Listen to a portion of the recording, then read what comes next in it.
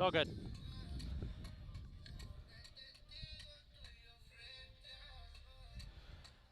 Ladies and gentlemen, we welcome you to an overcast and very damp Dragons Turf Field here in Columbia, Maryland on the campus of Howard Community College, as it is semifinal Thursday for the 2025 NJCAA Region 20 Division II Men's Soccer Tournament.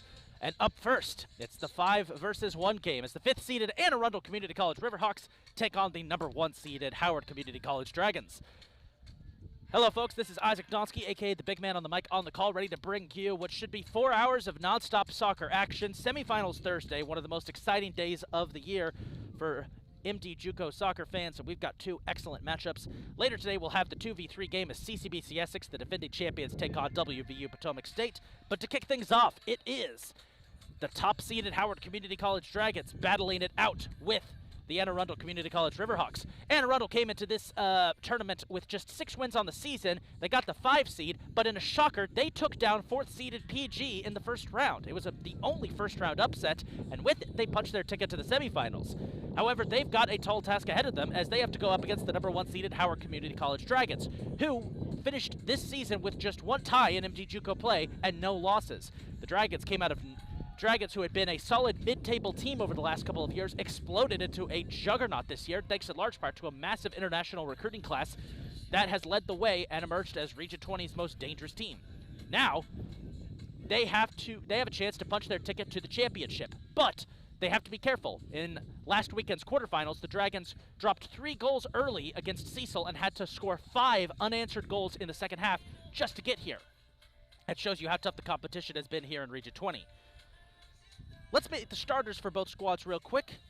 We'll start with Arundel. Their lineup is as follows. Number 1, Ethan Canary. Number 2, Gage Jordan. Number 3, Carlos Montoya. Number 4, AJ Sisson. Number 10, Steven Liberati. Number 13, Lucas Cerula. Number 15, Jack Bell. Number 17, Oliver Rivas. Number 20, Axel Cartagena. Number 22, Aiden Sims. And number 25, Alec Ehrenfried. They're led by head coach Drew Belcher and assistant coaches Brett Joyner, Eli Belcher, and Ethan Belcher. As for the Howard Community College Dragons, their lineup is as follows. Number 1, Jonathan Sanchez. Number 3, Alan Gutierrez. Number 4, Beanie Gari. Number 6, Kiar Sani. Number 8, Brian Barrientos. Number 10, Yebsira Tesfaye. Number 12, Nicholas Marecki. Number 14, Peja Illich. Number 16, Donnie Freyer. Number 19, Denny Mora. And number 22, Ilya Lakakis. They're led by head coach Rob Ryerson and assistant coaches Ken Bernstein, Steve Sherman, and Diego Chufon. Let's get to the action, folks. We begin with opening ceremonies as the Dragons take on the Riverhawks in the second round of the Region 20 tournament. Hey, Mike, can you check? I need everybody who's connected to the Wi-Fi to get off of it because it's slowing down my connection. The MiFi pack that I have. I have 5 people connected. 1, 2, 3. Is the iPad on it? I have no. It should be on the regular Wi-Fi, but I have 3. I have 3 iPhones and 1 Apple Watch, all connected. I need them to be. I'm not connected. It is Verizon M3100. Yeah. So check with Shannon if anyone's connected. They need to disconnect. Shannon, make sure anybody who's connected to. I'm just going to start blocking them.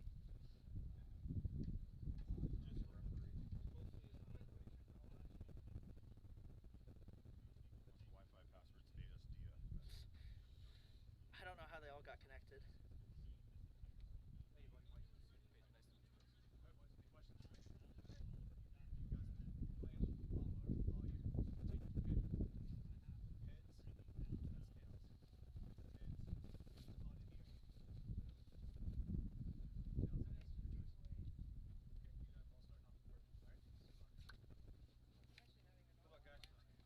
I just blocked you. Sorry. I don't know who was connected, but I just blocked everybody, so.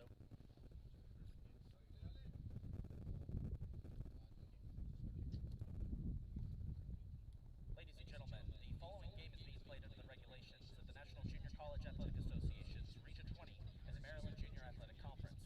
NJCAA and the NJCAA prohibit any verbal or physical harassment against any of our student athletes, coaches, officials, spectators, or community members during today's event. Violators of these rules will be subject to removal from Dragon Turf Field and the Howard Community College campus. We appreciate your cooperation in being good fans, and thank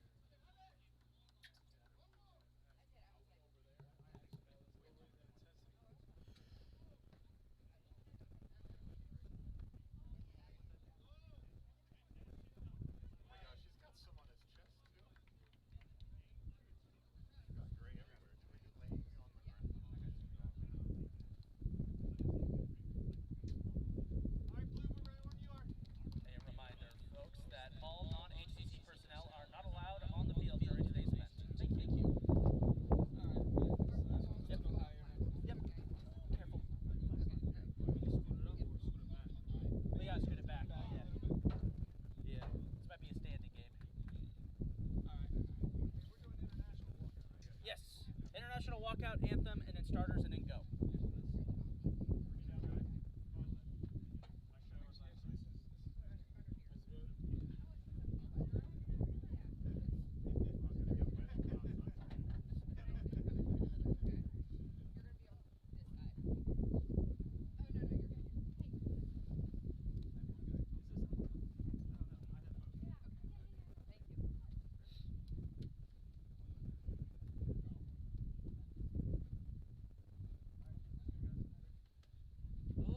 Gentlemen, we welcome you to Dragons Turf Field here on the campus of Howard Community College in beautiful, although wet, Columbia, Maryland, for today's men's soccer semifinals. Up first, the number 5 versus number 1 game.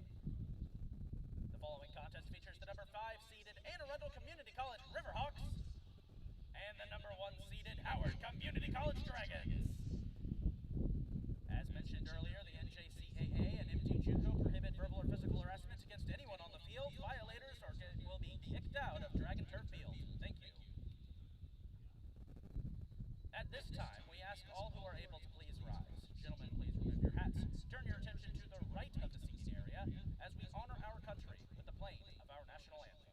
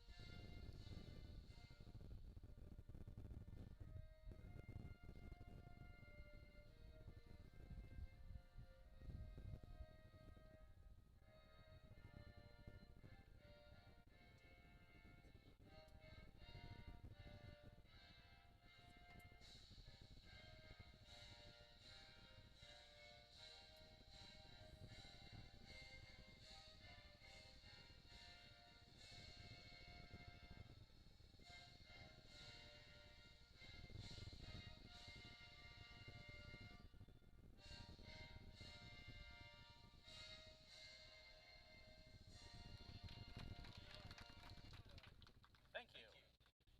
Now let's meet the starting lineup, beginning with the number 5 seeded Arundel Community College Riverhawks. Starting in goal, a freshman from Pasadena, Maryland, number 1, Ethan Canary. Starting on defense, a freshman from Queenstown, Maryland, number 2, Gage Jordan. Starting on defense, a freshman from Annapolis, Maryland, number 3, Carlos Montoya. Starting on defense, a freshman from Crofton, Maryland, number 4, AJ Sisson. Starting at midfield, a freshman from Odenton, Maryland, number 10, Stephen Liberati. Starting at forward, a freshman from Edgewater, Maryland, number 13, Lucas Zarula. Starting at midfield, a freshman from Gambrills, Maryland, number 15, Jack Bell. Starting at midfield, a sophomore from Odenton, Maryland, number 17, Oliver Rivas. Starting on defense, a sophomore from Arnold, Maryland, number 20, Axel Cartagena. Starting at midfield, a freshman from Pasadena, Maryland, number 22, Aiden Sims. And starting at midfield, a freshman from Bowie, Maryland, number 25, Alec Ehrenfried. The Riverhawks are led by head coach Drew Belcher, assistant coaches Brett Joyner, Eli Belcher, and Ethan Belcher. Ladies and gentlemen, give it up for the number 5 seed, the Arundel Community College Riverhawks.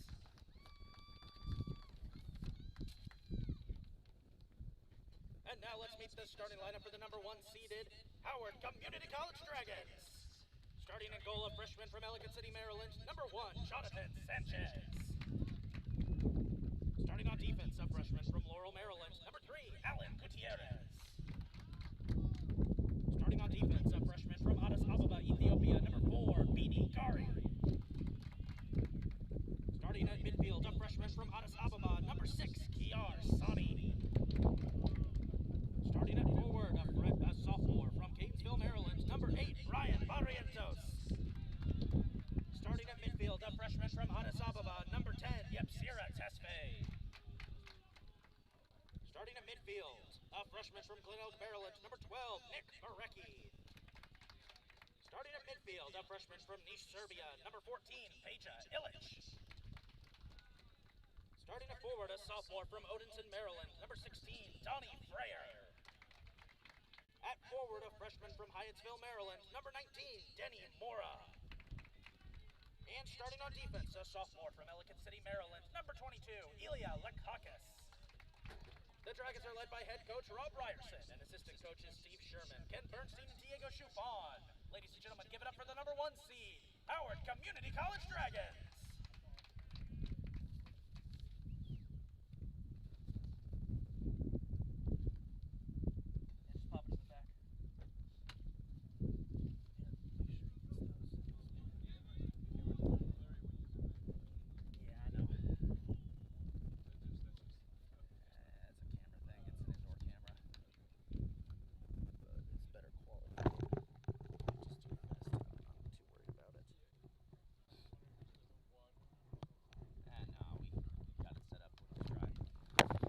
Welcome back, ladies and gentlemen. We're getting set for the kickoff of Game 1 of semifinal Thursday. Game 2 will be coming up at 2:30 as the CCBC Essex Knights take on the WVU Potomac State Catamounts. But up first, it's the 1 versus 5 seed. As mentioned in the intro, Arundel got into this semifinal after upsetting PG in the first round, and they're looking to keep the underdog story going today, but they'll have to go up against the dominant Howard Community College Dragons. Now, the Dragons, to their credit, they almost lost it in the first round against Cecil. They were down 3-0 at the half, only to score 5 goals in the second half and win.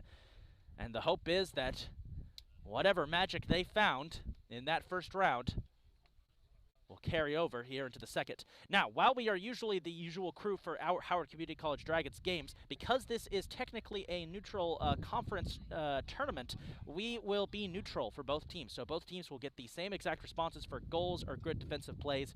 So for any of the HCC fans, sorry, but the usual explosiveness when somebody scores a goal is going to be toned down just a bit or matched with it if Anna Arundel scores. And that's just how it is. We're going to be as neutral as possible. We're not allowed to take sides. So, Dragons breaking out of the huddle, getting ready to go. Want to give a big shout out to the HCC crew for getting everything together this morning amidst the heavy rain. It rained all night. We had to move these games to Dragons Turf Field, but we're ready to go for semifinal Thursday. There's the whistle. Let's get this party started. Dragons and Riverhawks, rematch from last year's quarterfinals, is underway. Ilic, nice pass to Donnie Freyer. Dragons trying to go aggressive early, kind of like what they did against, as that goes out of bounds. Ooh, that's going to be something to watch, that fencing, fencing out there. Dragons trying to keep it aggressive like they did when they faced off against Cecil in the second half of that quarterfinal game. I remember they were down 3-0. Canary with the goal kick. And Arundel's falling back. Barriento's got a little push there from Carlos Montoya. Canary trying to keep it alive himself without picking him up. He's gonna get it out, excuse me. Find his target in the middle.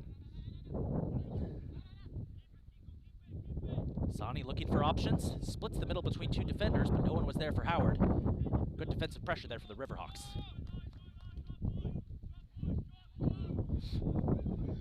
Weather for today's game is very, very cloudy. There is a light chance of rain throughout the day, but hopefully it'll break through. And I have to say, one of the things that I like about Dragons Turf Field is that the action is a lot closer than it is over at Dragon Stadium. This field is usually used for lacrosse. Oh, as down goes Donnie Freyer.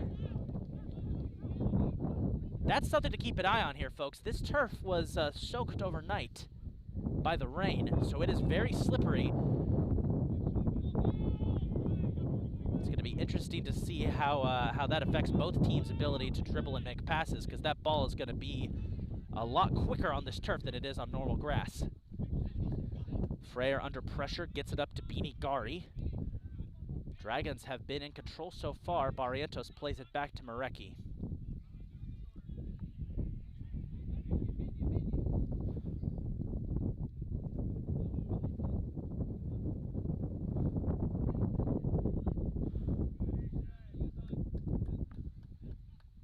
Having to play it back on defense here.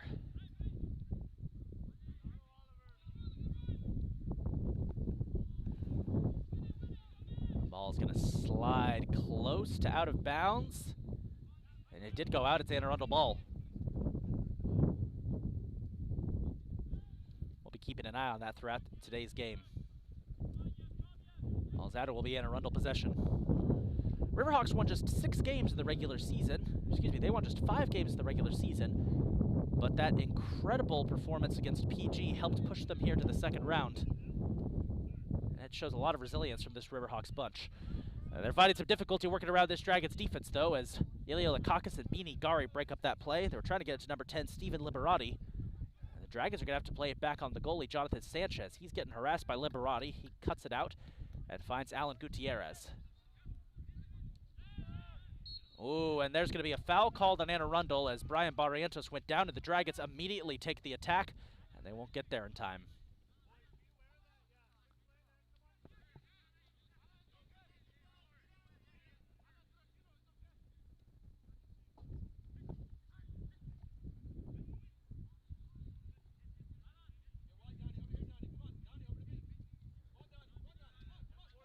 Dragons trying to get wide.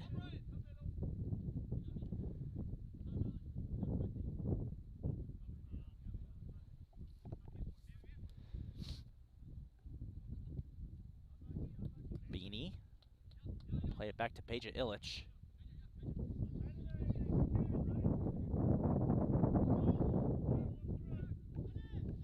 Dragons having to play it back to their goalie quite a bit.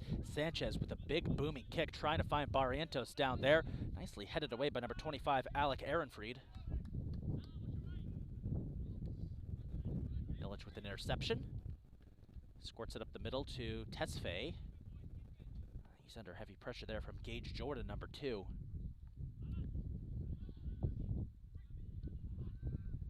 Last time Anne Arundel and Howard met in the regular season, Dragons won that contest on the road 6-0 in a game that was relatively close at the half, but in the second half the Dragons just made some adjustments and put it away. And they'll have a good look here as they try to get it to Barrientos. It's hard to tell where the out-of-bounds line is on the far side of this field, but Dragons kept it alive there, and they're going to set up Illich. Booming kick by Illich. Got past Canary, but it was off target.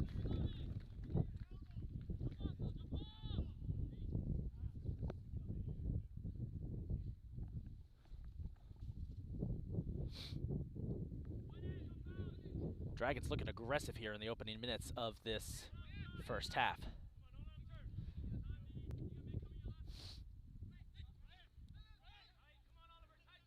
Barrientos looking for options. Nice slide tackle in there by Oliver Rivas. Breaks up that play. Anne Arundel is not going to go down without a fight here.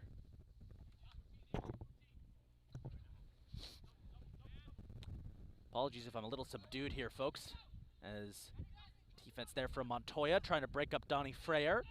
Freyer looking to get a crosser off. Will send one up for Sonny. Oh, he had an opportunity, but it bounced off his chest and right into the arms of Canary. Riverhawks got a little lucky with that one. That was a wide open Sonny. Back-to-back headers.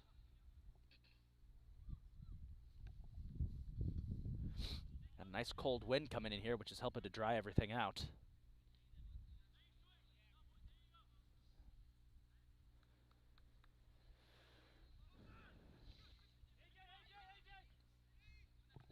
Here come the Riverhawks. And is that a whistle? No! Down goes Gutierrez. That's going to be a foul on number 2, Gage Jordan. And Gutierrez is slow to get up. There he is. Well, to be fair, it is turf they're falling on. That hurts. A lot different than falling on grass.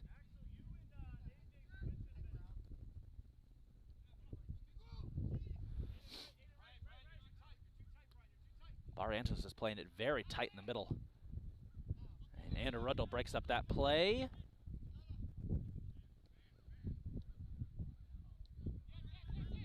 Good crowd out here today at Dragons Turf Field. This was a last-second change.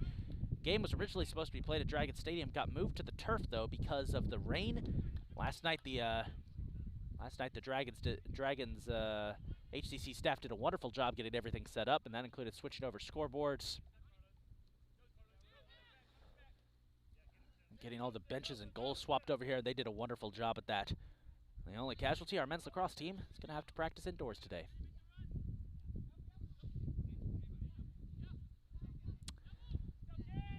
Tesfaye, Gari, these Anne Arundel forwards are really giving the Dragons some work here.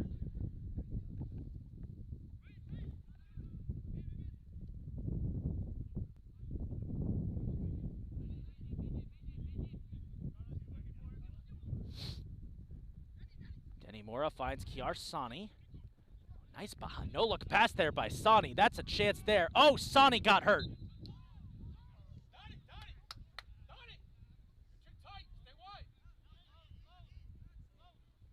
And Sani is really hurt. The foul was on Anne Arundel. And the clock will stop. This would be big for the Dragons as Kiar Sani appears to have suffered an ankle injury.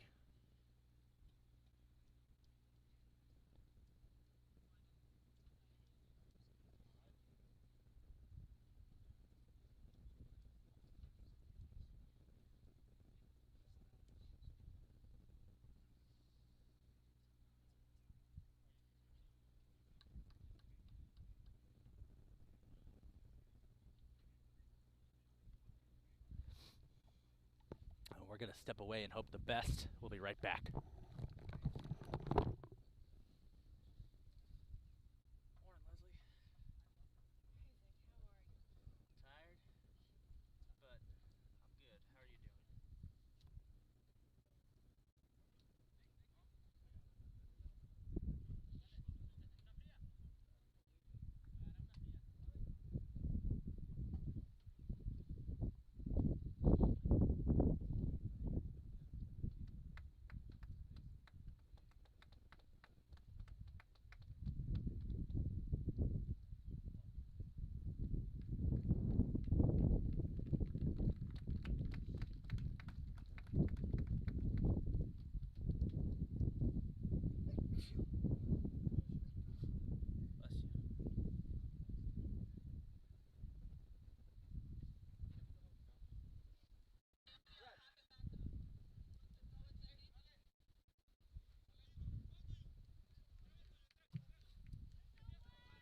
Entering the game for the Dragons, number 21, Alfonso Argueta.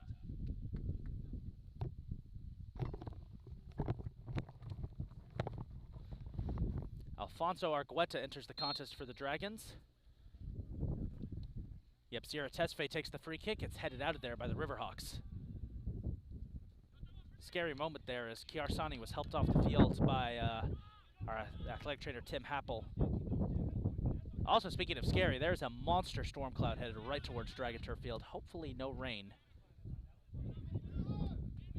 Hopefully that's the last of it.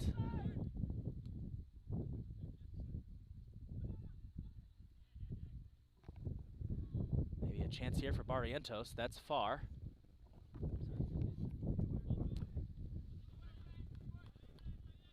Ball went out of bounds. It'll be Anne Arundel ball.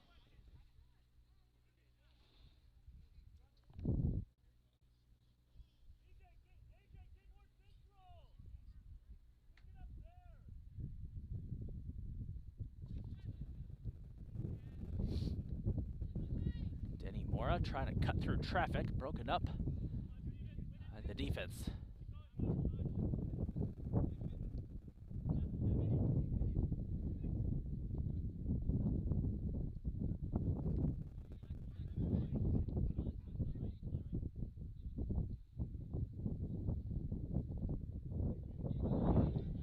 Maybe a chance here for the Riverhawks? No, that's broken up by Alan Gutierrez.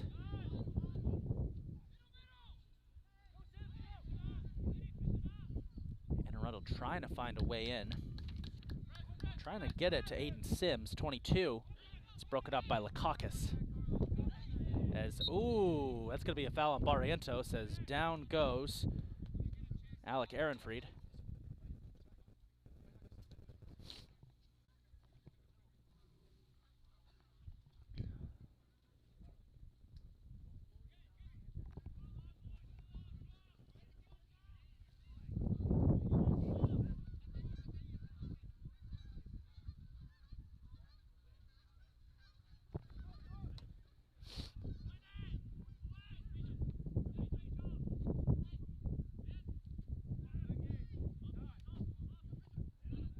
broken up off the free kick. Illich with a nice interception. Finds Denny Mora. And Mora's going to play it up to Tesfaye.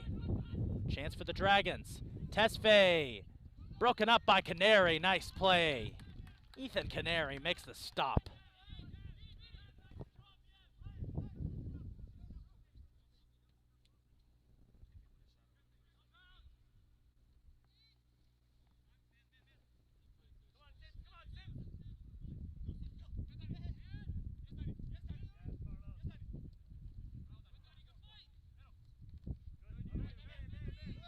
Oh, down goes Argueta, and it's going to be Howard Ball. A gaggle of bodies there. Quick throw into Denny Mora. Shifted to the middle. Cover for Sani. He's trying to get it up to Freyer. It's broken up. And a chance there. They were trying to get it to Cerula. Axel Cartagena a little too much of a touch there.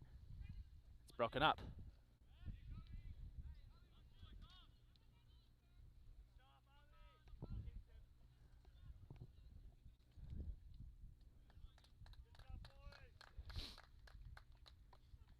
And Arundel's holding their own here as we're coming up on 30 minutes to go in this first half. Riverhawks playing well against this Dragons, against this #1 seeded Dragons club. Maybe a chance here for more. Not if Donnie Frere has anything to say about that. He forces his way in front of AJ Sisson and breaks that play up. Montoya, deep pass. Sanchez with the save.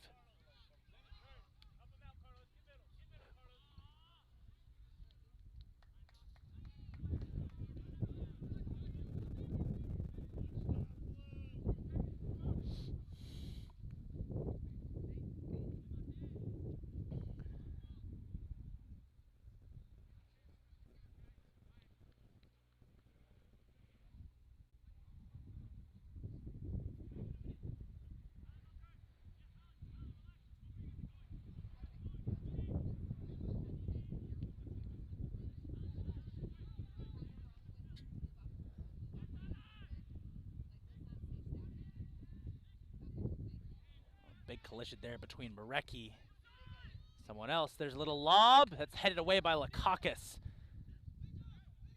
Illich with a big breakup trying to get it to Barrientos.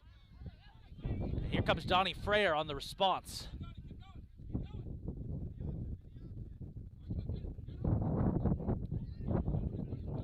Oh, down goes Denny Mora.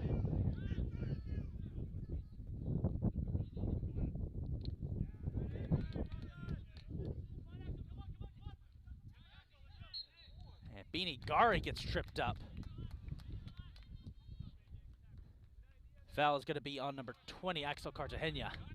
This game's getting aggressive. I love it.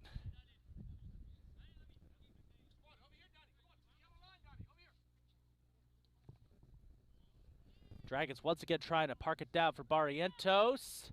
He gets the crosser up and over the goal. And I'd hate to be the ball girl who has to go run after that.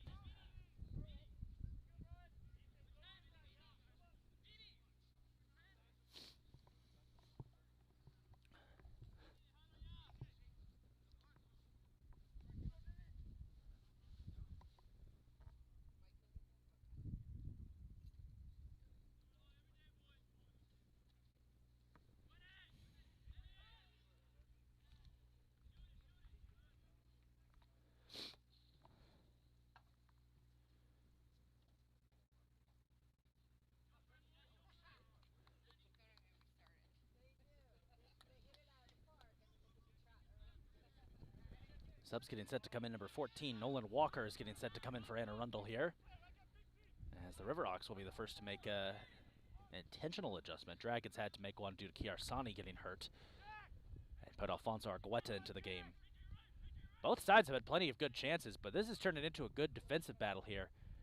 Arundel hasn't had a ton of chances, but when they have been able to penetrate pretty deep. And the Dragons, I think, have been struggling with the soggy turf, adjusting to the speed of their passes.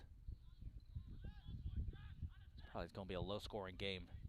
See, now that I've said that, it's going to be a high-scoring game. They're going to start scoring a ton of goals as Cartagena can't get that shot good. And the sub is coming in, and it is Nolan Walker. Entering the game for the Riverhawks, number 14, Nolan Walker. And he's going to replace number 22, Aiden Sims. Originally, Walker was supposed to start, but at the last second, Arundel made an adjustment and had Sims start instead. So now Walker will go into the game. Good contest so far. 29 with 29 minutes to go here. It's been an intense defensive confrontation. We've had a couple of fouls, a lot of players hitting the turf. It's a fun one. I like it. Inigari breaks up that play. As Walker's trying to get involved here, but Lakakis, good pressure, knocks it away. Nelia Lakakis has been a hidden gem for this Dragons defense this season, if you've watched him week in and week out. And Arundel's going to have to play it back on the goalie. Heavy pressure coming from Barrientos, and Canary gets it away.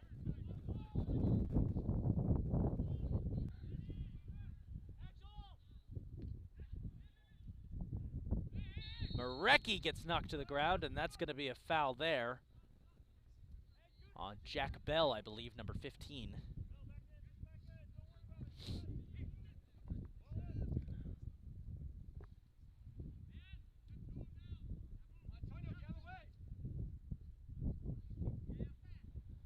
Tesfaye looking for options in the middle. Gets it to Denny. Ah, he tripped on the turf. It's broken up by Oliver Rivas. Dragons try to get it back. He just scored it right past Peja Illich there. That's the issue the Dragons are facing. The attacks are coming too quickly. They have a difficulty adjusting to the speed of the ball on this turf.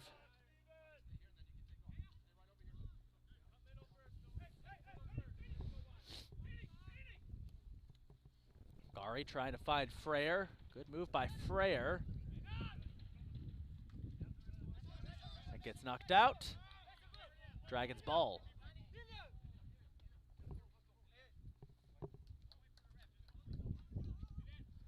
Quick toss in. Rivas will just head it out of bounds. And it will hit a broken tent. That's 5 points.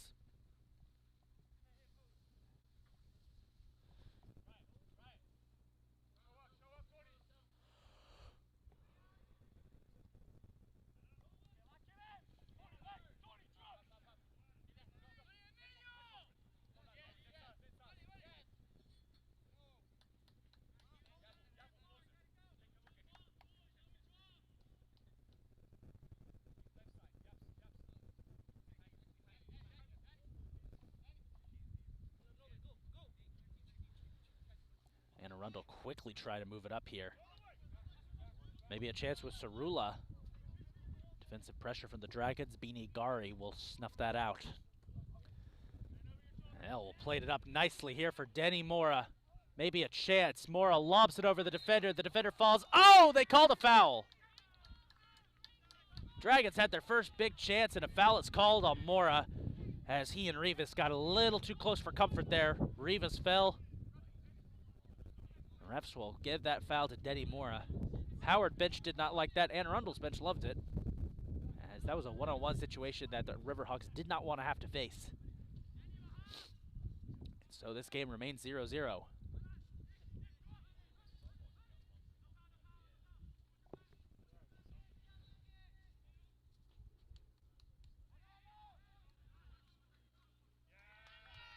Out of bounds, and it's going to be a corner kick for Arundel. Legit chance here for the Riverhawks. And it will be Cerula who takes it.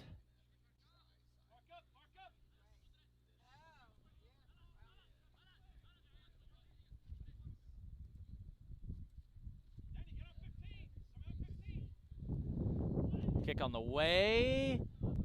Dragons are going to clear it. Maybe, maybe not. Pressure from Mora. Walker goes down and a foul is called.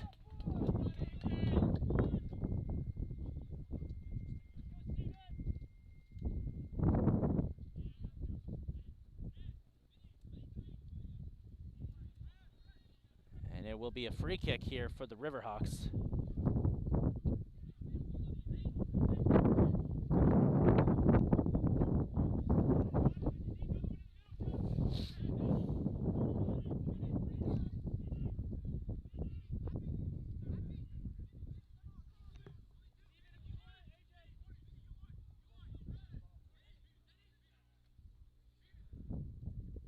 Chance here for the Riverhawks.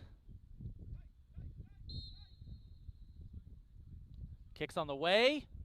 Sanchez knocks it out.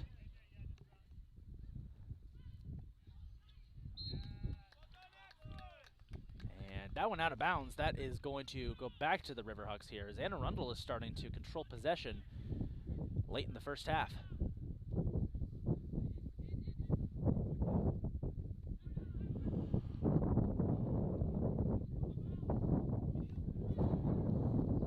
There's a shot from Walker, that's high, and will land over on Dragon Stadium.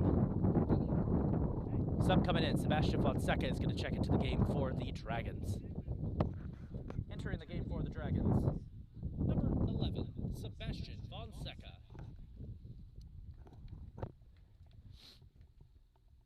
Donnie Freyer is going to get some time off here.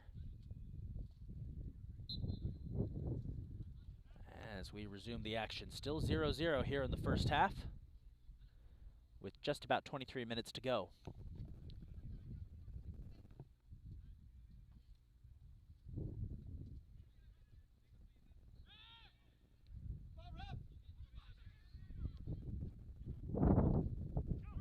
Maybe a chance here for the Riverhawks.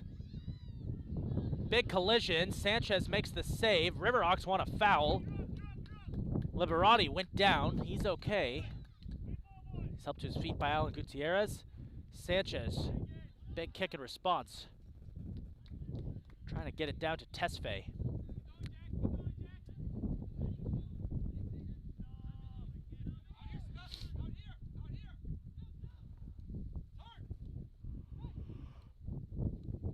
Tony Argueta trying to find Fonseca. Trying to break away, but it's good defense here from Montoya. Ball's out, and it's going to be an Arundel goal kick. This Riverhawks defense is playing tough. They are not fazed by Howard's attack.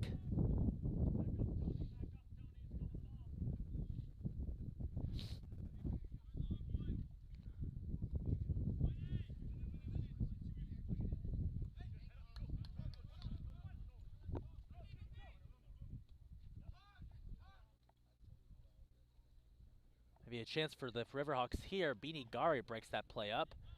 And Arundel's going to hold on to possession. Here's Jack Bell. Trying to get inside. Maybe a chance. No, Sanchez makes the save off of the Cartagena pass.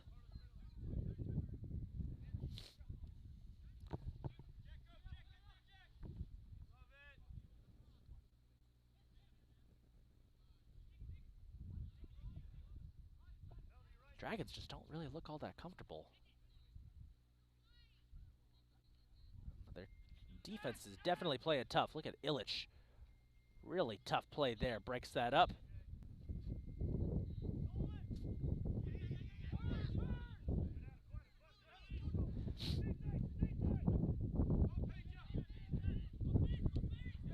Gari. Nice defensive play. Breaks that up. Jack Bell on the response. Bell launches one. And it's over the net. Sanchez with a dive, and that ball gets stuck in the catch fencing right behind the net. As the wind comes up, as wind might knock our signal out and make things a little laggy, folks. We do apologize for that.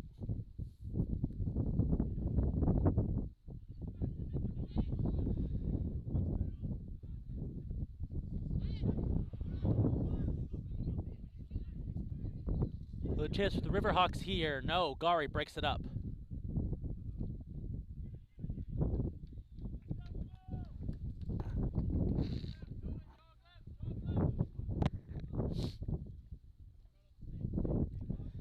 Howard trying to reestablish control here.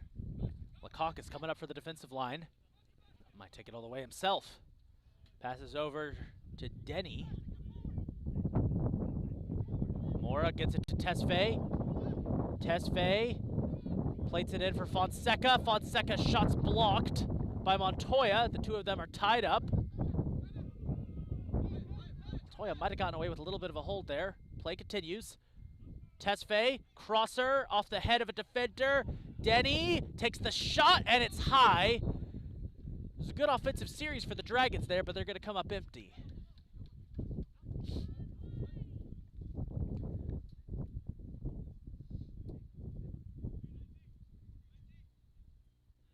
And it's going to be a corner kick for the Dragons.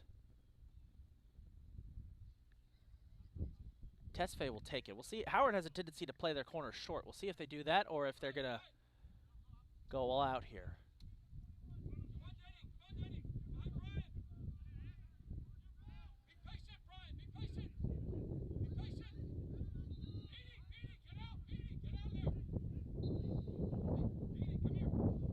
They're going to play it short. Tesfaye! Got it! Yep, Sierra Tesfaye scores! The Dragons take the first lead off the pass from Barrientos. 1-0 Howard.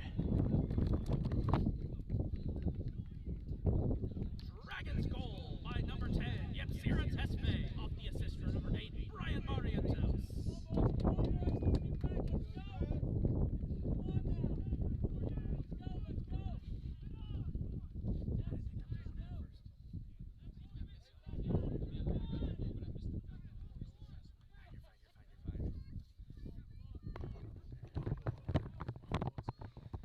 And just like that, after I spent the last 5 minutes explaining how they didn't look all that comfortable and they were struggling to find their rhythm, the Dragons immediately proved me wrong and score.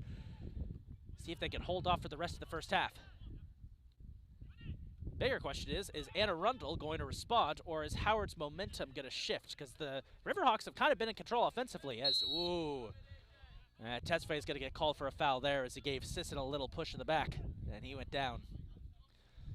And Arundel's got to keep the pressure up if they want a chance to get back into this one and keep it, try and tie this thing up. I know this Dragons defense is vulnerable. We did see what happened on Saturday when the Dragons surrendered 3 goals to Cecil. But Howard has a tendency that when they score first, it is very difficult to score against them. Once again, folks, by the way, if you continue watching after the conclusion of this game, we'll have Game 2 of semifinal Thursday as CCBC Essex, the defending Region 20 champs. Hold that thought as there's a lob by Sisson. That'll be saved by Sanchez. The defending Region 20 champs, CCBC Essex, take on Potomac State. Here's another chance for the Dragons. Here is Mora. Tripped up. Good defense there by Rivas. Will break it up.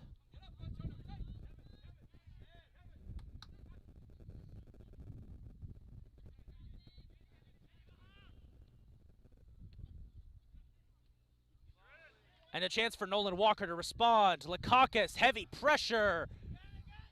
Walker, shot blocked by Sanchez. And Arundel wanted Walker to take the penalty there.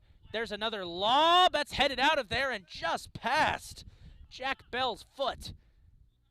This is just what Anne Arundel wants. As many opportunities as they can to score against the Dragons. But this Howard defense is making it really tough.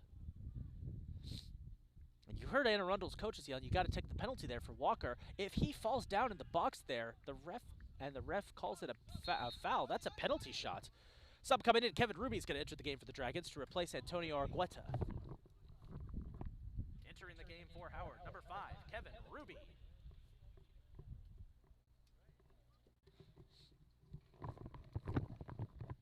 Hey, good stuff going on here in the final stages of this first half. 16 minutes to go, 1-0 lead for the Dragons. As the clock's going to stop, we've got an injured player. It's Ilya Lakakis. He and Walker were the ones who made contact. Lakakis is back on his feet. He's being helped up by Jonathan Sanchez. Clock stopped as the refs wanted to check and make sure he was okay. Looks like DJ Marafa is going to come in, number 13.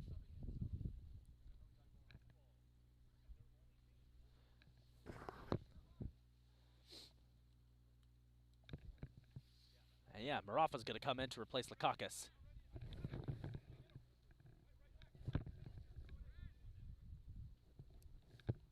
Entering the game for the Dragons, number 13, DJ Marafa.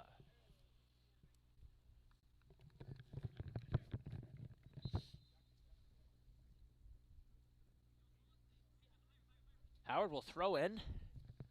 They're going to shift Sebastian Fonseca back on defense here. Walker goes down again. Illich hands up, says he didn't do it. And Marafa will try and break up that play immediately, and he gets in there. Despite being surrounded by teal jerseys, he gets the play done.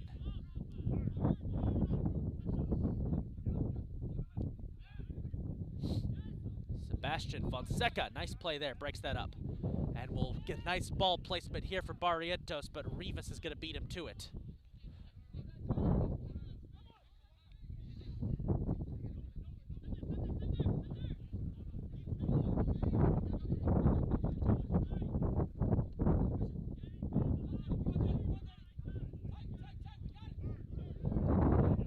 Wind is picking up again. Again, apologies for all of you watching at home if it is a bit choppy. There's not much we can do with the wind the way it is. As Tesfaye. Collision on the sideline between him and Ehrenfried. And it will be an Arundel ball. I want to give a shout out to the HCC softball team who is doing ball running duties for us today. Big thank you to them for coming out and helping. Oh, and that's going to be a foul on Carlos Montoya as DJ Marafa went down. Referee telling Montoya can't do that. And it'll be a free kick deep in Riverhawk territory for the Dragons. Chance maybe for Howard to lob another one in here. Foul was on number 3, Carlos Montoya. Number 26, Jonathan Green, is getting set to come in for the Riverhawks.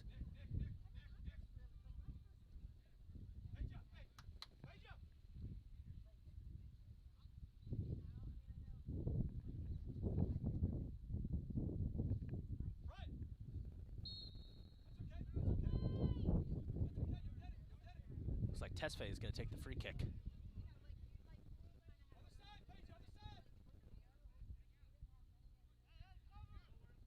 Here it is. On the way! Blocked by Canary. He's got to keep it alive. Ruby is going to corral it. Trying to set up Tesfaye again. That's knocked out of bounds by Cerula.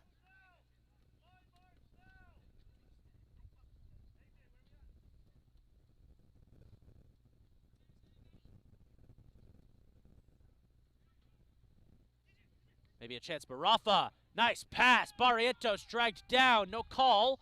They're going to keep playing.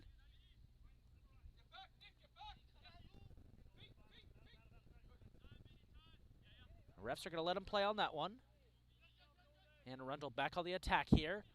Ruby will clear that one out over to the stands. No, it's kept alive by Tesfaye. Track race down the sideline.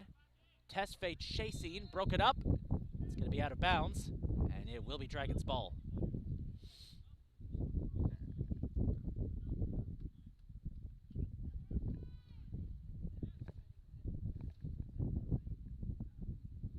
Here's Mora. Tesfaye, deep one, trying to get it to Marafa, and it's too high, and it rolls out. Dragons really starting to take control offensively here. But the pendulum could swing back at any moment because Anne Arundel was able to do that in the first half, earlier in the first half. We got 2 subs set to come in here for Anne Arundel. Jonathan Green, and it looks like number 22, Aiden Sims. As it'll be a goal kick for the Riverhawks.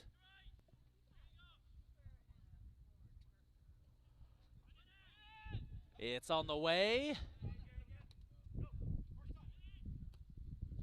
Gari. Trying to get it down to Barrientos, but Canary will cover it up.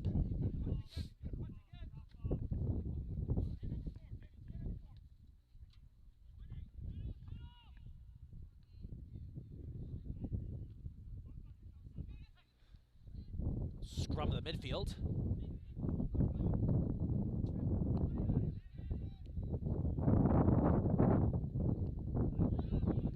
Nick Barecki keeps that play alive.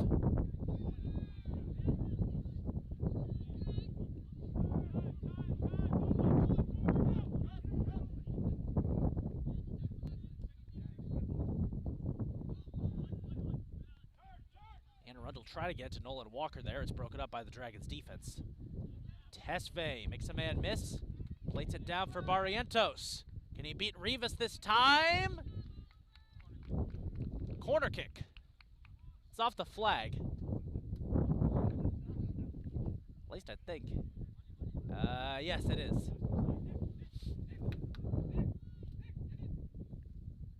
Last time the Dragons had a corner, they scored. See if they'll do it again.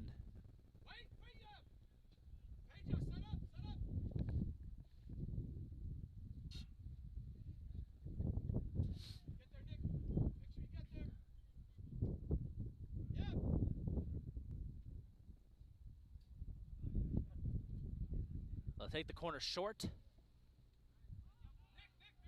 Tesfaye lobs it. Illich with the header into the arms of Canary. They were trying to set up Marecki for a header into the net, and Canary said, not on my watch. Makes the play. Good job by this Riverhawks defense, who is keeping this game close. They got to get their offense to get more chances like they did earlier in this half. Out of bounds, that's going to be Dragons ball. Good pressure from Kevin Ruby.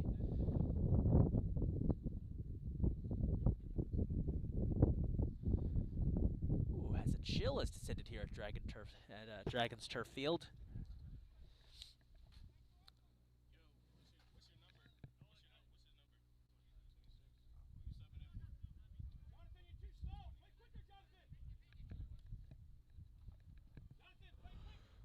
Chance here for Barrientos, who was slightly tripped up.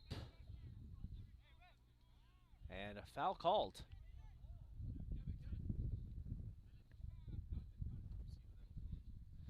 Let's see who that was on. Barrientos looked like he had gotten tripped up. I'm curious if that was the foul or if it was something else. It was. We got confirmation. And they'll take a quick pass here. Barrientos was trying to find Tesfaye. Dragons offense making things interesting here.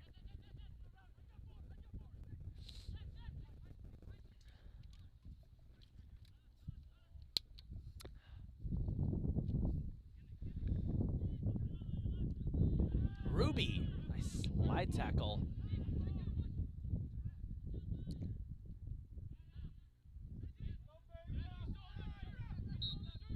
And that's going to be a foul there on number 20, Axel Cartagena.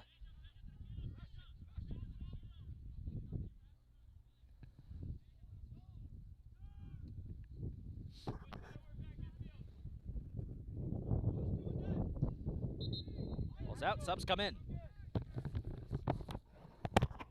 Entering the game for Arundel, number 22, Aiden Sims, and number 26, Jonathan Green.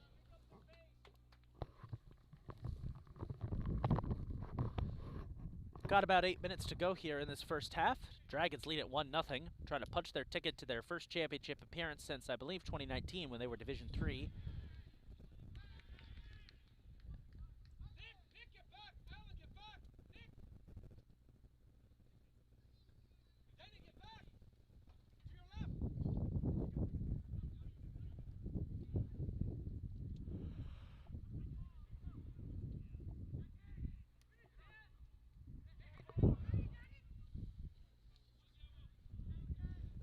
Tesfaye has to pull back to not get caught off sides.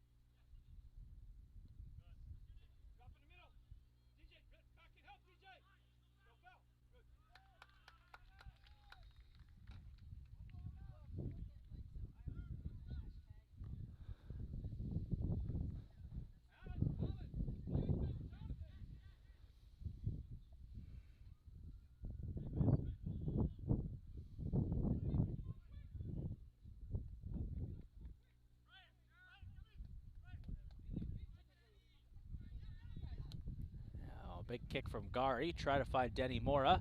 And he does find him. And a handball is called. Got another sub coming in here for Anne Arundel, number 21, Henry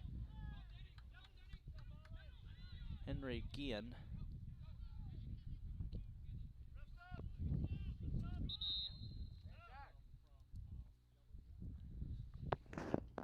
Entering the game for the Riverhawks, number 21, Henry Guillen.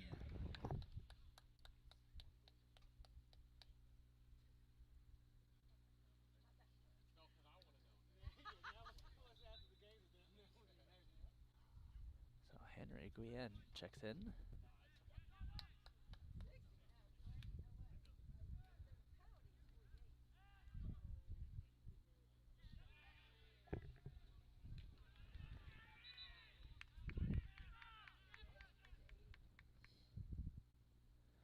Coming up on 5 minutes to go.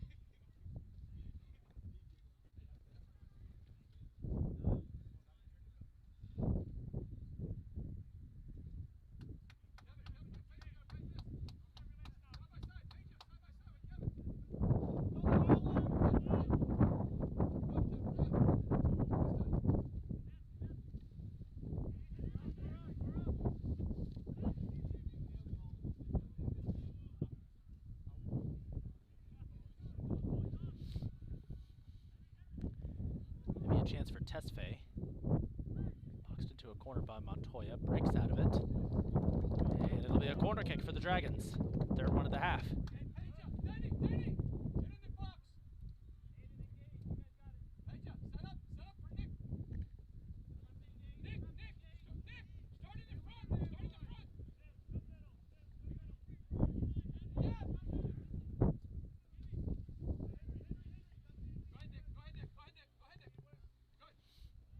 Corner on the way.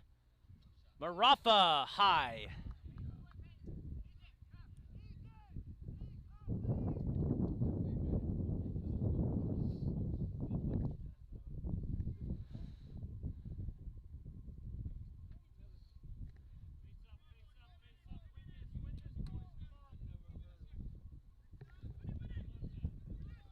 Marafa's going to get another chance here.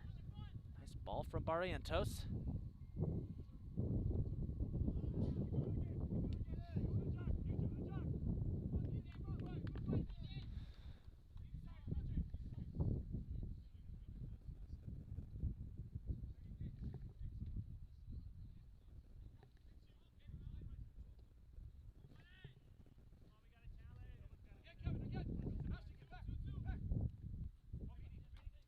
Whoa, nice play. Oh, that's going to be a foul and more for Beanie Gari. And it's a yellow card for Beanie Gari, as his cleat almost got close to the face. I think it got into the face of the Arundel player. It was a dangerous play. Yellow card on Howard, number 4, Beanie Gari. It was number 4, AJ Sisson, who went down. He's back on his feet. Gari trying to get a bicycle kick in there, and just a little too high. And he gets called for the yellow.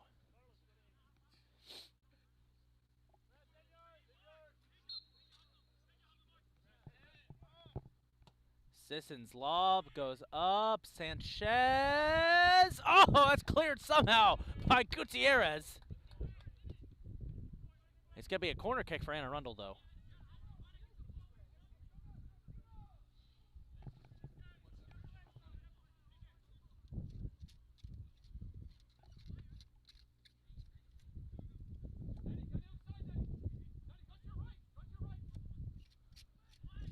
Kick on the way. Dragons try to clear. There's a shot attempt by Jordan. It's broken up by Denny Mora. Final minutes ticking down here in this first half. Dragons lead 1-0, but Arundel's come very close to getting one of their own. Ooh, slide tackle by Marafa. No whistle.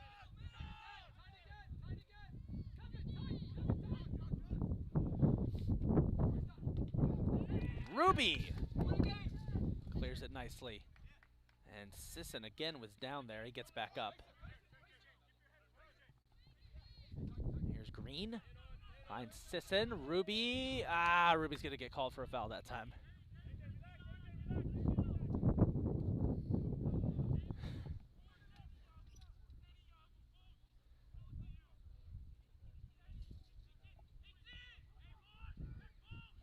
Here we go. Final minute coming down. 1 minute to go in the first half. There's a shot and a miss by Liberati as Sanchez picks it up.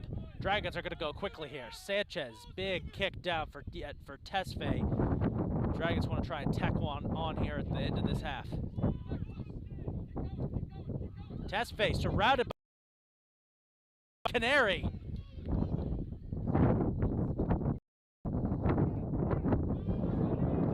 And maybe a chance for a response for Liberati. Pressured from Gutierrez. Liberati. Sanchez with the save. Both goalies with great saves here in the closing seconds of this first half. Wow. 20 seconds to go. Marecki plates it up as 10, 9, 8, 7, 6, 5, 4, 3, 2, 1. That'll do it for the first half. The score: Howard 1 and Arundel 0. That was me on the PA mic doing double duty there, folks. Oh, let's not do that. Let's not knock my camera over, please. Sorry about that, folks. That'll do it for the first half. Defensive battle. Dragons have the 1-0 lead. We'll take a break and be right back. As you're watching the Region 20 semifinals live on Dragons YouTube.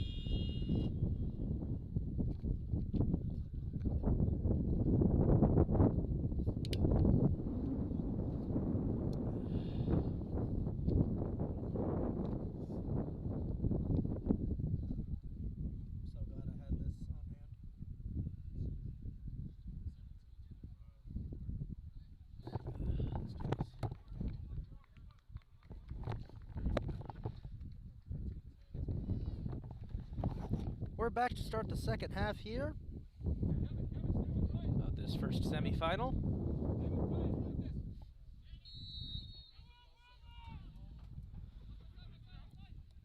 As here we go, second half's underway. Apologies if I'm a little limited in commentary here, folks. We just got fed and still settling in. Excuse me, goodness, still settling in my stomach.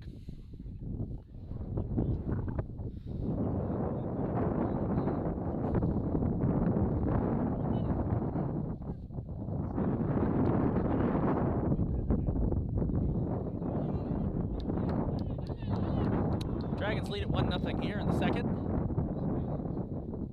The weather has turned. It was cold and wet to start this game. Now it is cold and windy. And we apologize if that causes any issues in terms of the broadcast.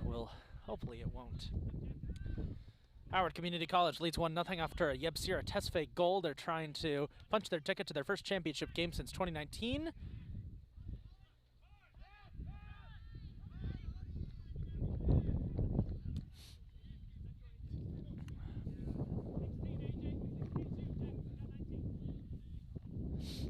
As the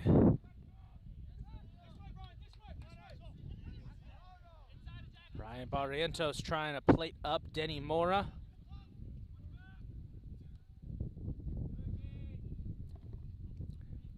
Dragons has shifted Yebsira Tesfaye to the middle up front. That goes out of bounds.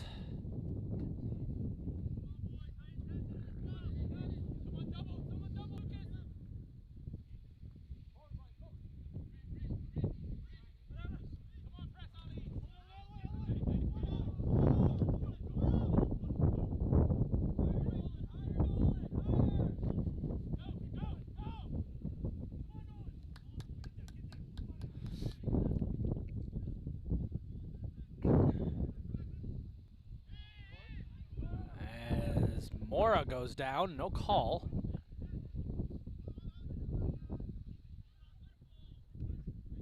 Oh, now that is a call. That might be more.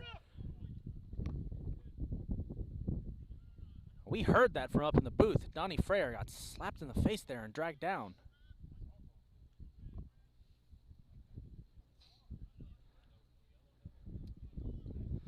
No yellow, but it will be a foul on Arundel.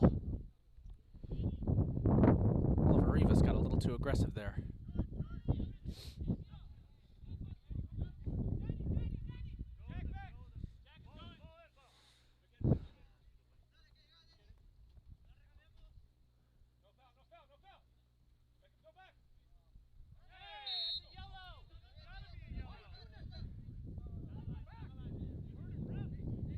Denny Moore called for a foul on a very obvious jersey pull. You gotta watch out.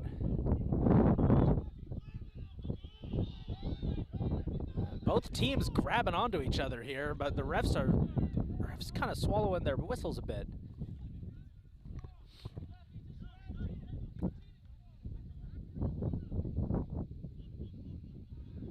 It's an aggressive game here. You enjoy aggressive contests, folks. This is the kind of contest for you. Oh boy.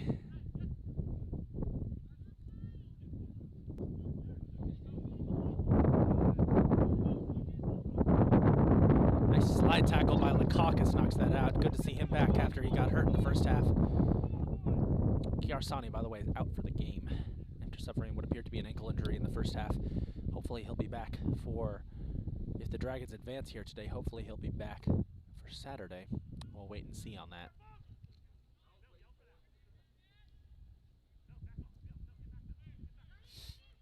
Collision there. Barrientos fell. Tesfaye trying to stay. He's got Freyer. Freyer goes for it. Canary with the block.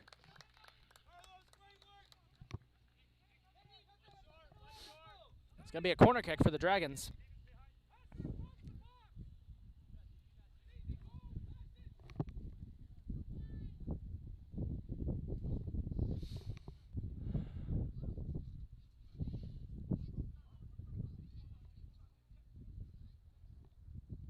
Tesfaye will take the corner. Ball is up. Marecki with the header. Just a bit too high.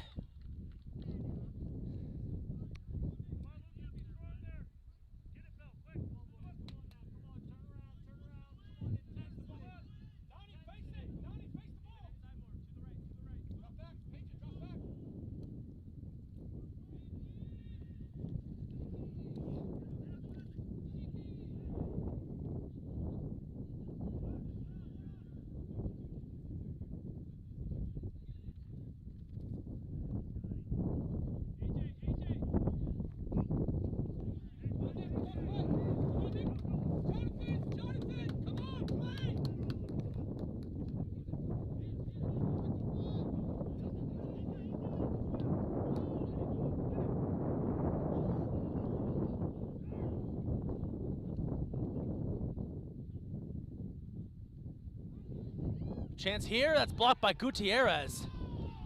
And Arundel wants a handball called. Gutierrez blocks that shot attempt from Nolan Walker. And it'll be an Anne Arundel corner.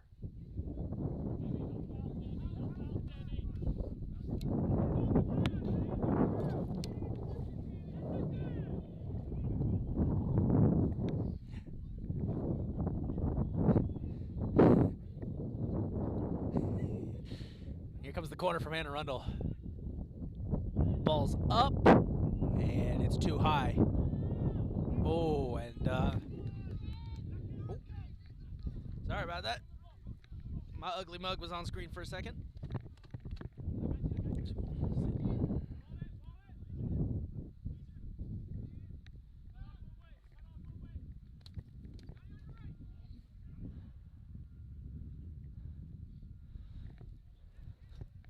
Anne Arundel's going to go quick for a sub here with Jonathan Green coming in. They're going to try and sub Lucas Cerula out because Cerula came up limping after that corner.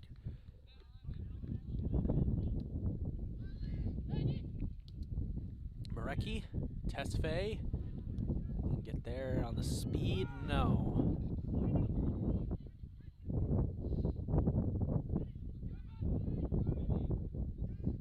Ruby, nice play in the middle.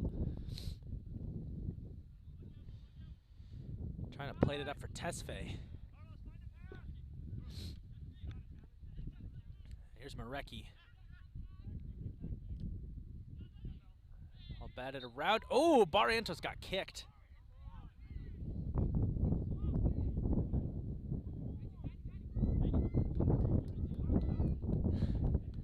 I tell you what.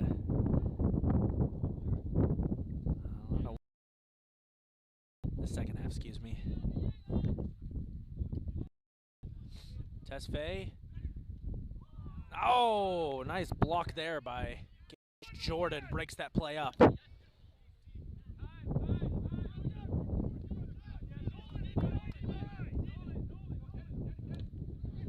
Barrientos plays that up.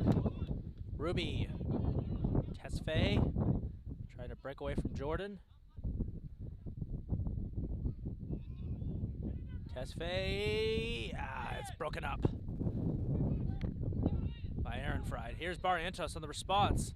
Mora, shot, just a tad wide. And Arundel survives to fight another day.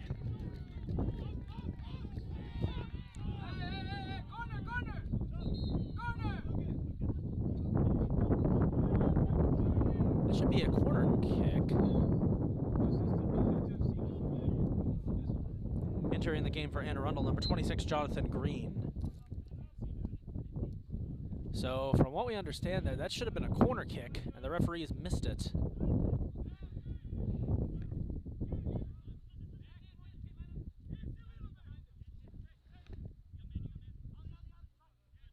The intensity is picking up here. This is some good stuff, folks.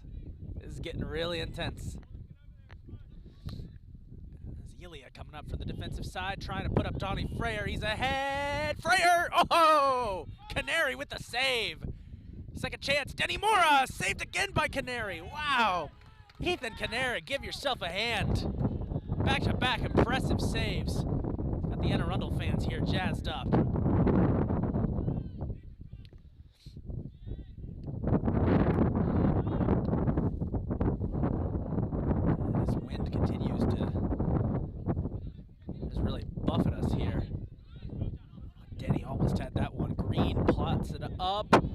Nice steal by Peja Illich. Sisson brought to his knees on that. Peja might have gotten hit in the nose there. There's a nice slide tackle by Gage Jordan for the steal.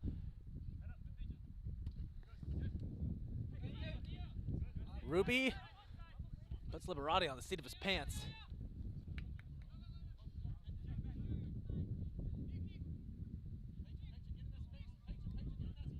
Marecki, nice toss trying to get it to Yeb. Headed away. Bounced off his arm.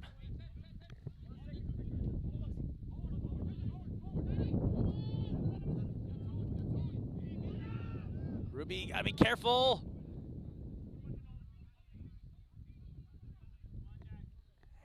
Beanie will plate it up, trying to get it to Tesfaye. Jordan breaks that play up.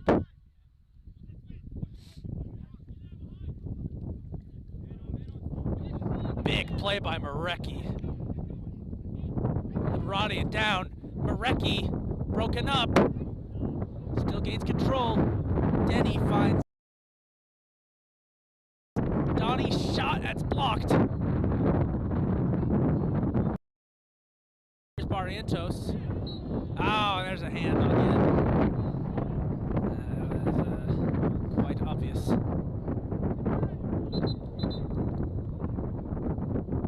And the ref is telling the Dragons bench they got to put their pennies on.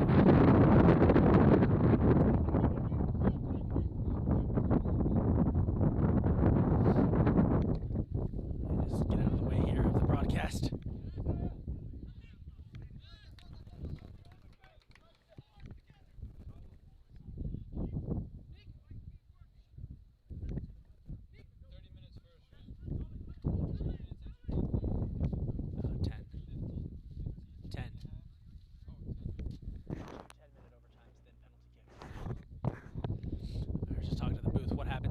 Arundel ties this game, we go to overtime. It'll be 2 10-minute overtime periods plus penalty kicks. Because they were asking.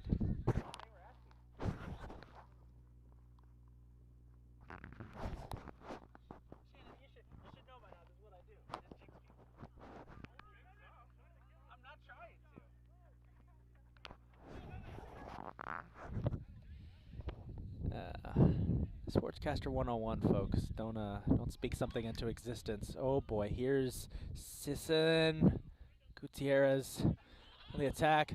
Liberati shot a little bit high. Sanchez will let it out.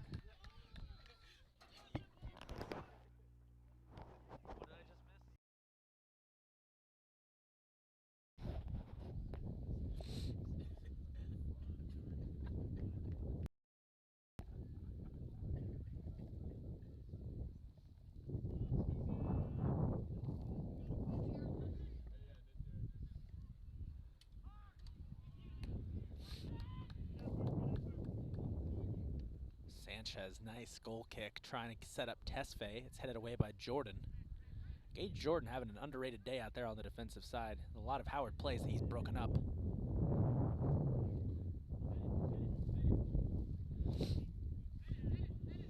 And Arundel definitely thankful for him being out there.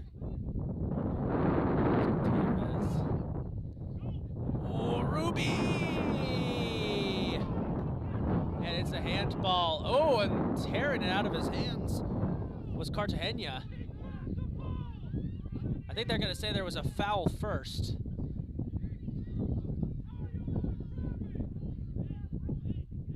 I think the referee's ruling here is that he tripped and fell on the ball. And Arundel's bench wants a handball. They're not going to get it. It's going to be Liberati with a free kick.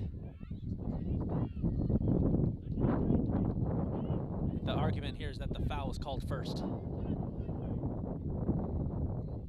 Tony Argueta getting set to come in for the Dragons, as Liberati will take the free kick deep in Dragon territory. It's blocked by Alan Gutierrez's backside.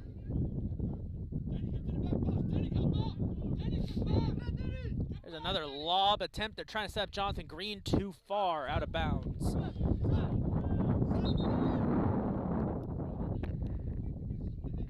Entering the game for the Dragons, number 21, Tony Argueta.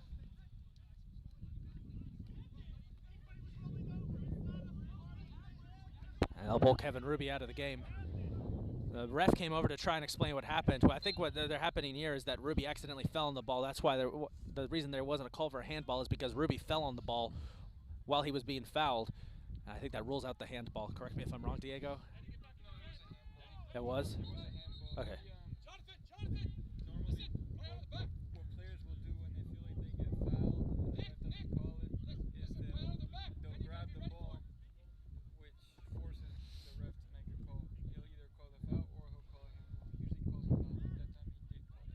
I hope my mic picked that up, folks. That's our cameraman Diego Chiffon with the explanation there as to what that was about. As Montoya gets, pardon me, Montoya gets frustrated there on that play. Dragons offense trying to get something going here.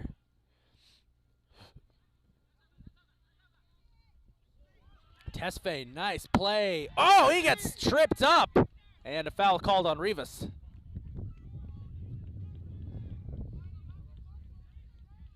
The crowd's getting into it. This is peak Region 20 soccer. I love it. Both teams feeling the pressure. And Arundel's feeling the pressure because they have to try and avoid elimination. Dragons are feeling the pressure just to get to the championship game. Here's a chance for Marecki. Somehow keeps it alive. Finds Denny Mora. Mora inside for Marecki. Nick going for the crosser. Setting it up. Tesfaye got it! Dragons take a 2-0 lead.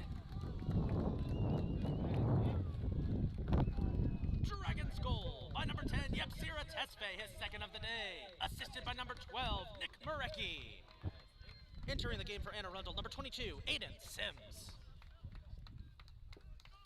Beautiful, beautiful assist by Nick Marecki. Makes it 2-0 as Yebsira Tesfaye. All right, Beanie Gari jumping on top of Nick there. 2-0 Dragons. That was the insurance Howard needed. Still a lot of game left, though. We still got about 30 minutes left. But the Dragons are one step closer to a potential date in the championship game on Saturday. But there's still just under 30 minutes to go. A lot can happen on a soccer field in 30 minutes. Here we go.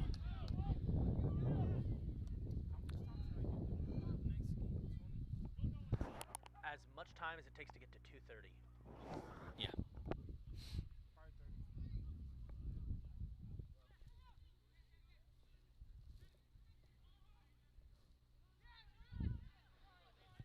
So now we're going to see if the Dragons keep the pressure up here. Or if they lay off just a bit. I don't that's not really their style. After they took the lead against Cecil on during Saturday's quarterfinals, they kept the pressure up and got an insurance goal to ensure that they would win by 2. Nice play by Marecki there. Maybe a chance here for Tesfaye. Setting it up for Denny. One-on-one. Mora, shot blocked. Oh my goodness. Offsides is called though, and that's gonna rule out that goal by Donnie Freyer. Offsides is called. But, oh, that was pretty by Denny. And once again, Ethan Canary is making just incredible saves in net. He has been having a great game, all things considered. Good play by Tony Argueta. It's jammed up.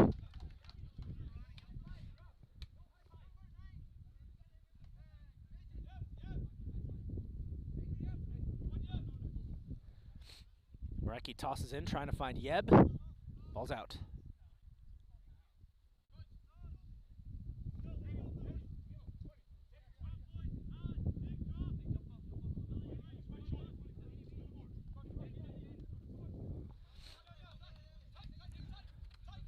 Green breaks that up. Maybe a chance here for Sims. It's broken up by Barrientos. Brian's dropped back on into the midfield for the second half and has been playing beautifully back there. The Dragons just weren't able to. Oh, mistake by Donnie. Gonna get there in time. Kind of.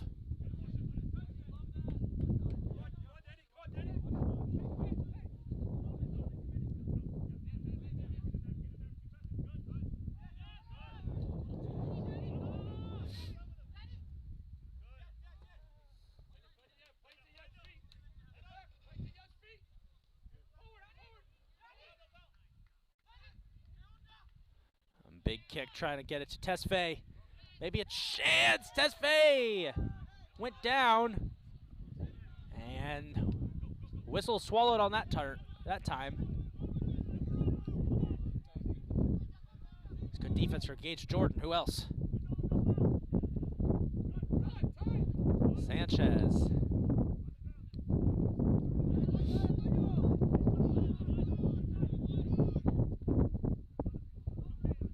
And a mistake there from Green as he lobs it over the head of Nolan Walker.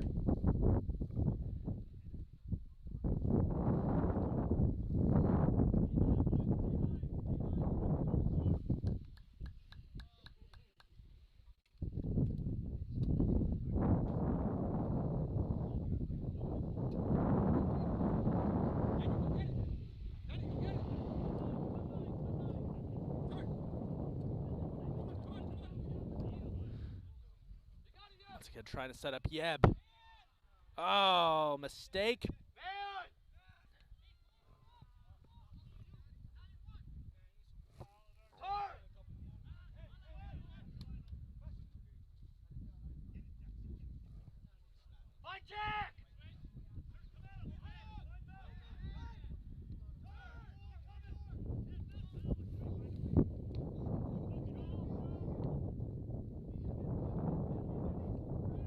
Ooh, Gari got knocked down. No call. And don't talk to the ref.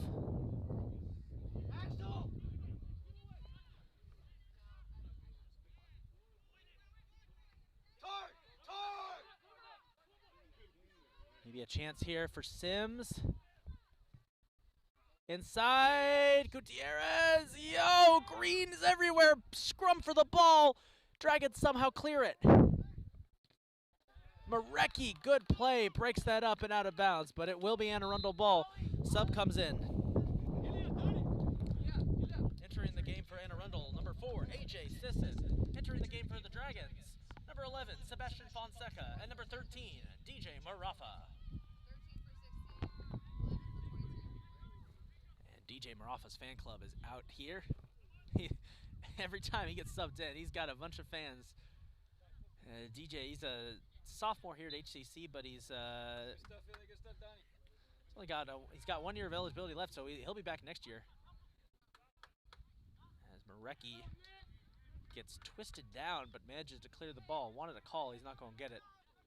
This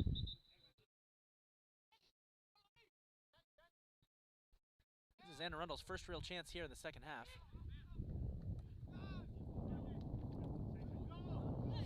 Tesfaye. Tesfaye, Jordan, plowing pressure. Sets up Tony. He gets tripped up, out of bounds.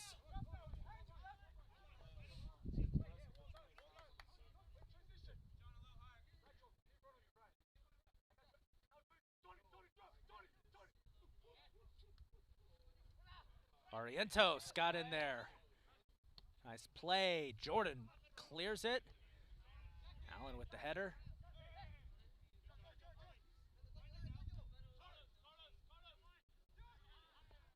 And Sebastian Fonseca comes through. And no one's covering Tesfaye down the near side. Yep, Sierra Tesfaye. Getting tricky with it. Too many blue jerseys. Maybe not. No, he keeps it alive. Fonseca, shot, deflected by multiple defenders. Tony, can he get one in there? Seb has to back up just a bit.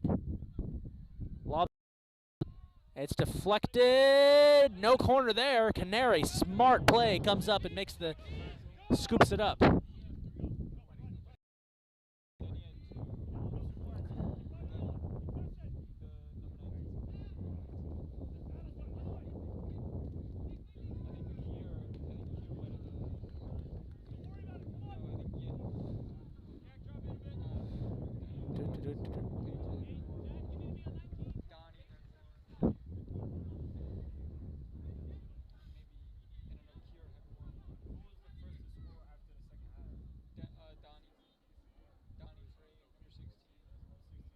Ball's out of bounds. It will be Dragons' ball here, as we're coming up on 20 minutes to go.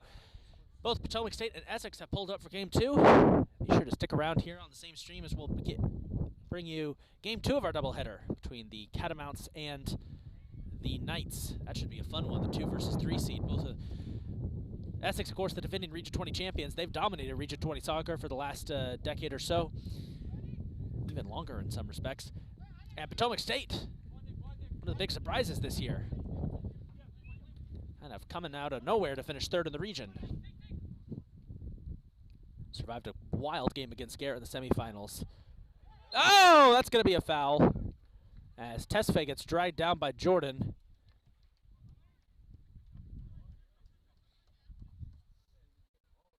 Oh, tough defensive game here.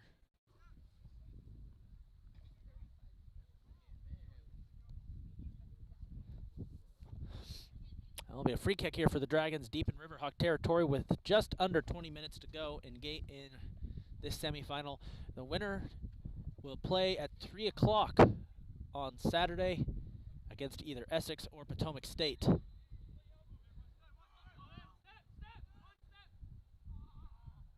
That got headed away. Dragons tried some trickery there. Wasn't going to work, but they still have possession for now, it seems. Marecki.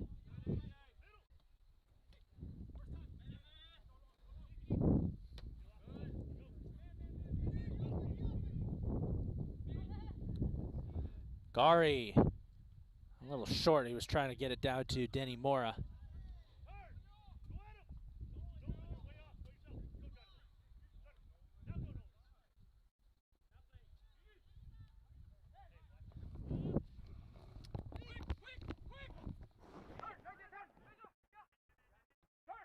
Shannon, in my back in my trunk is the yellow card book. Can we fill one out? Chance here for the Dragons. Mora, shot, deflected, and it gets stuck in the catch fence. Yeah, there was one. Beanie got called for one. Sorry. It's in my trunk. Yeah. Leave the white shirt where it is. Yeah. Leave the white shirt where it is. That shirt deserves what's going through it.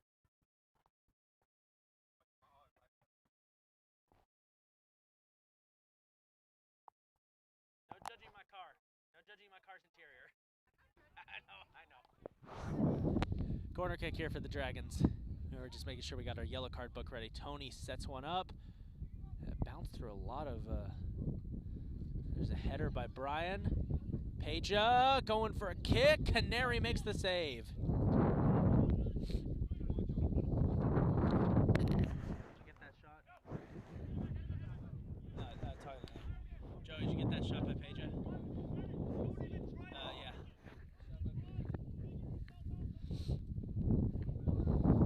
So Rivas and Nguyen getting set to come in for the Riverhawks.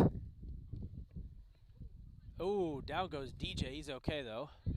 Took a slide on that turf. That turf's got to hurt.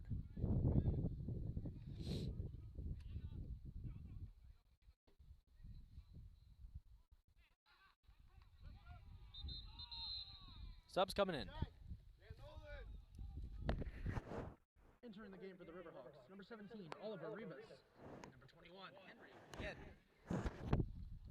When you come across, 26 is open.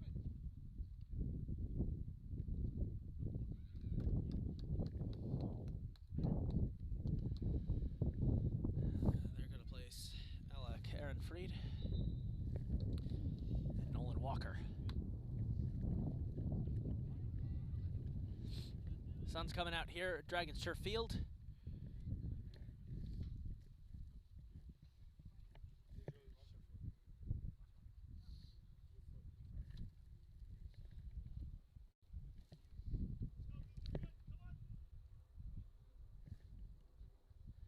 That's good to see.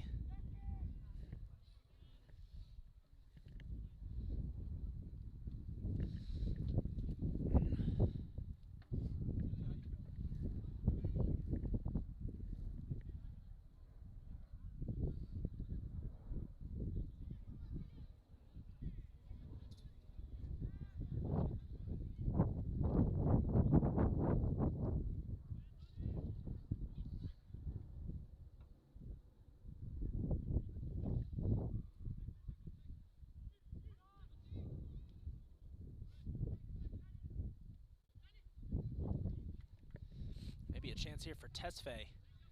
2-on-1. Fighting hard. Yep, Tesfaye.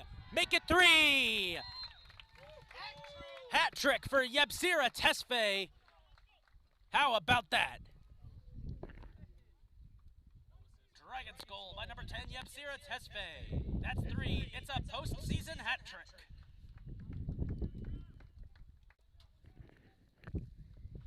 And with a 3-0 lead here with just about 15.5 minutes to go, the Dragons, well, they're going to keep it up. This was the score when these two teams played last year in the quarterfinals as Tesfaye.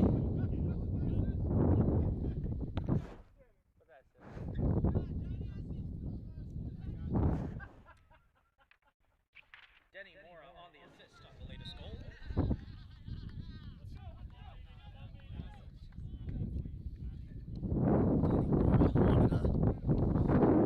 Wanted the call for the assist on that goal.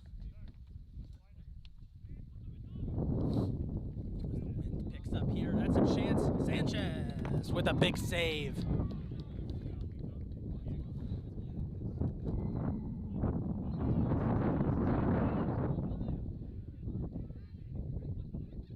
It's a big shot. Wow, Sanchez.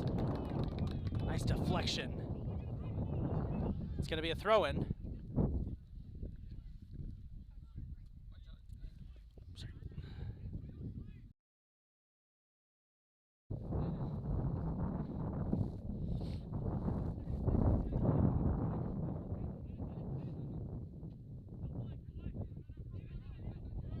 Sanchez will make the save. Dragons will clear.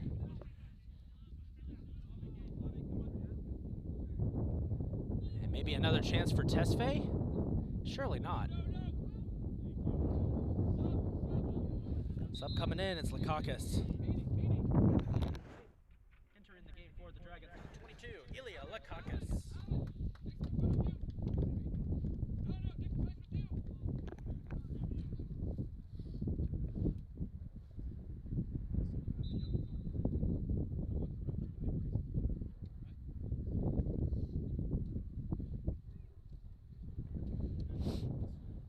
Dragons pulled Beanie there probably just to make sure there weren't any issues. He does have a yellow card. Last thing we want is to lose a player for the championship game.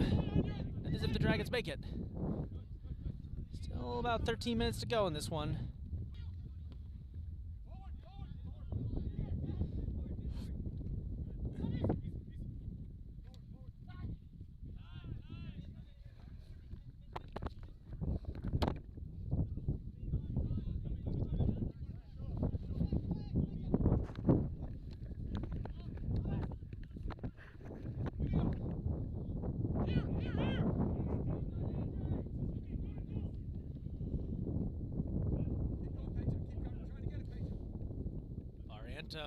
Nice clear.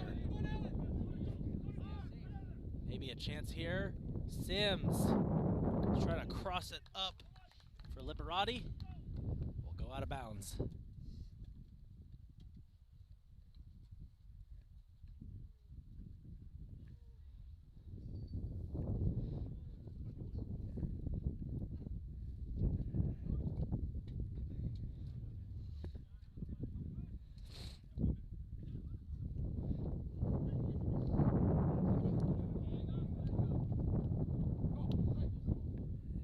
Places it up for Tesfaye.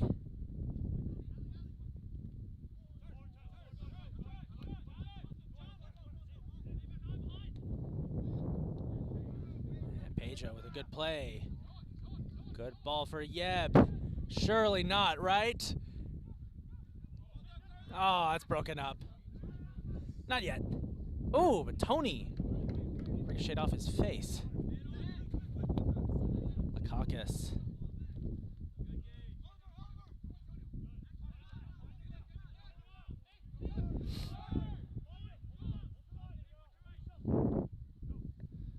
Chance here for Jonathan Green. Sam out of net and makes the save. Jackson Castell getting set to come in for the Dragons.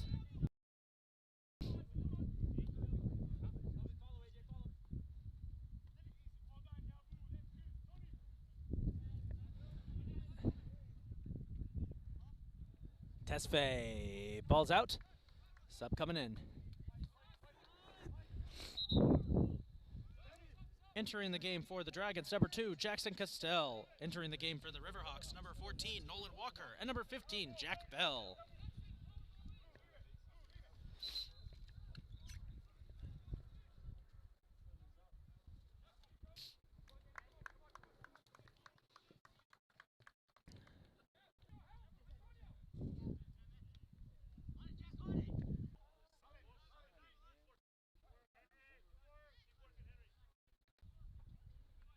Howard keeping up the pressure here.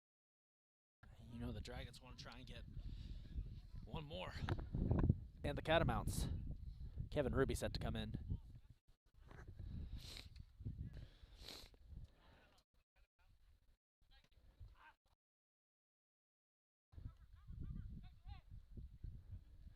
Ariantos. Tony. Finds Castell. Crosser. Saved by Canary.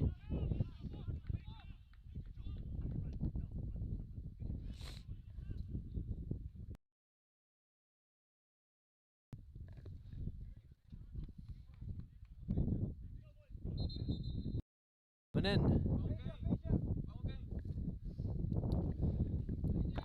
Entering the game for Howard, number 5, Kevin Ruby.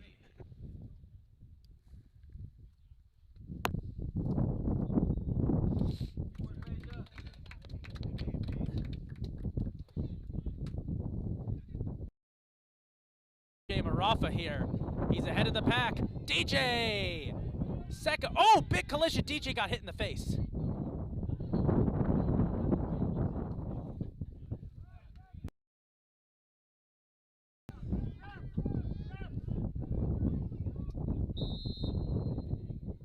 Clock stops. DJ.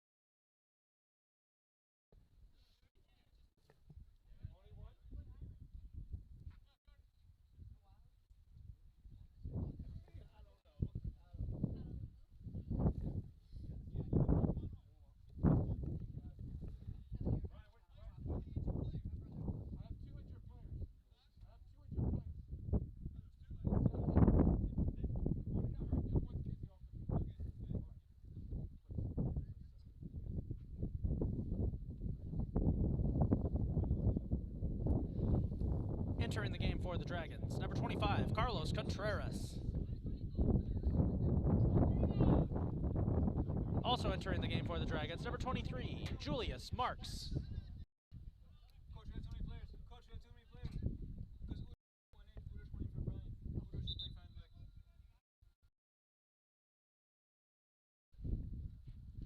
back. Yeah, Udo's winning. He's in the back. We got five in the back. Little confusion there for the Dragons.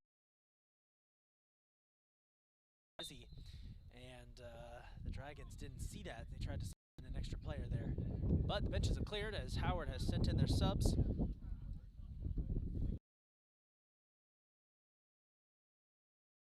Go. Just about 8 minutes to go.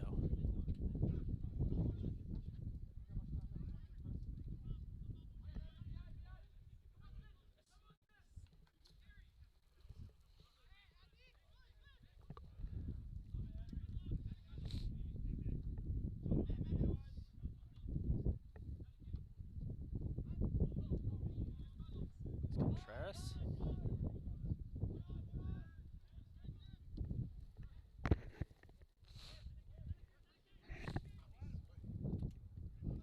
Maybe a chance here for Guillen. No, Sanchez makes the save.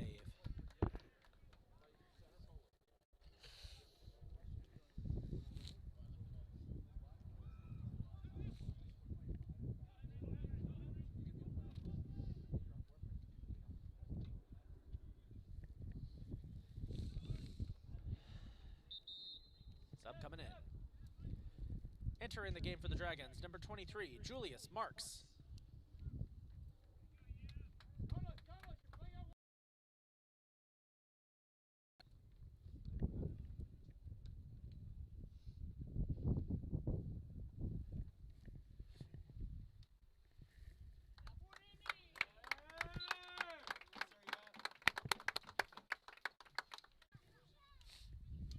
Tesfaye comes off to a standing ovation after a man of the match day from him. Dragons try to close this one out. They lead 3-0. They've emptied their bench. Only player I think we haven't seen so far is Nathan Kreider and David Whitehurst.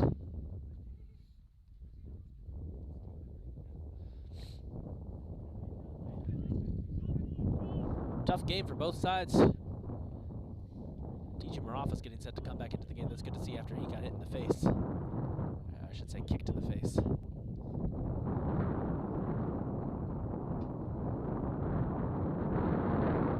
And a foul's going to be called there on Nolan Walker.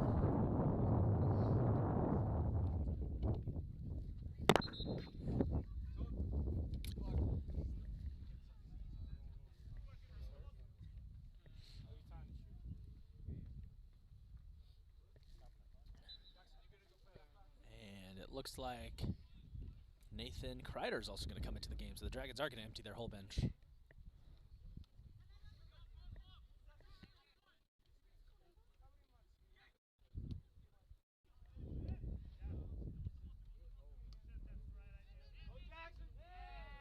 Maybe a chance here for Julius Marks.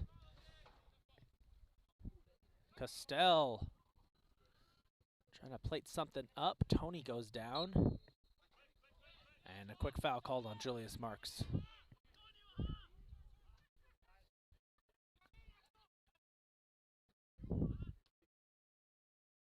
Gutierrez.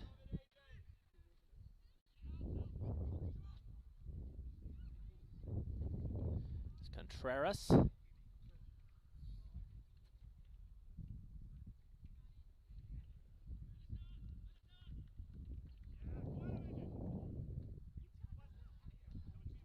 Walker, kick on the way. Lakakis breaks it up.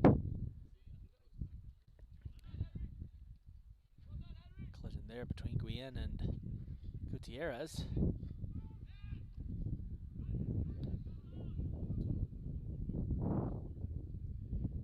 Fonseca. Sub's coming in. Maybe not.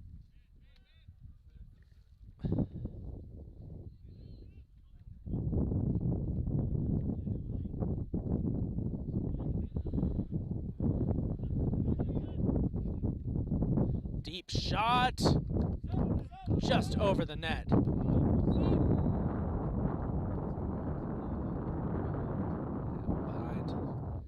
That was close, though. That just went behind, and it's going to be a corner kick for Arundel. Riverhawks getting set to empty their own bench.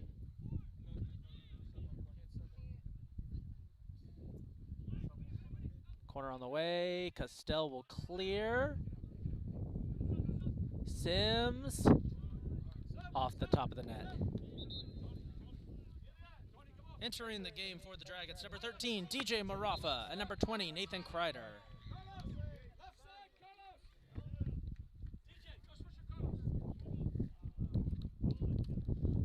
Entering the game for Arundel, number 7, Shane DePaulo. Number 12, Eric Reyes Ignacio. And number 11, Jake Kangute. So both benches emptying.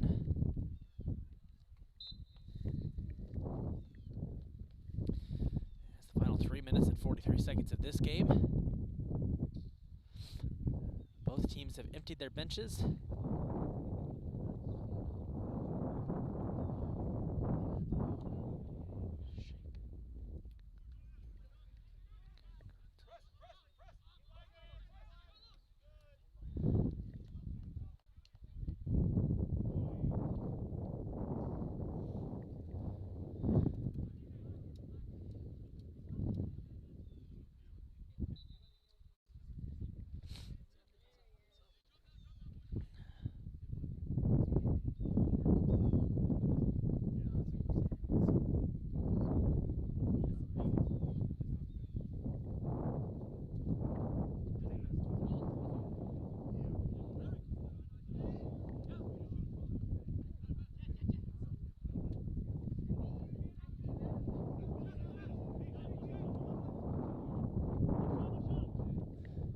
Deep shot there by number 20, Axel Cartagena. Out of bounds, the Dragons will get a goal kick here with 2.5 minutes to go. For Howard, it's going to be their first appearance in the championship game since, I want to say, 2019, I believe. We're going to have to double-check our sources on that. Back then, they were a D3 school. This is probably their first title appearance since appearance as a D2 school.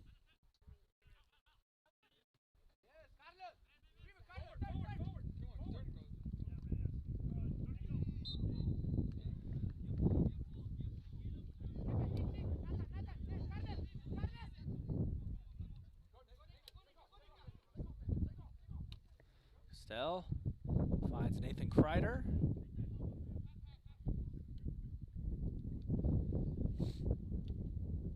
Kreider, that got deflected.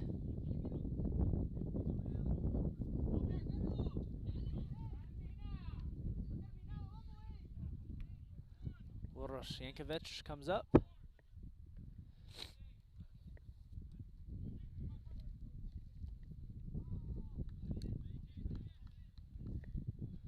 As we're coming up on 1 minute to go.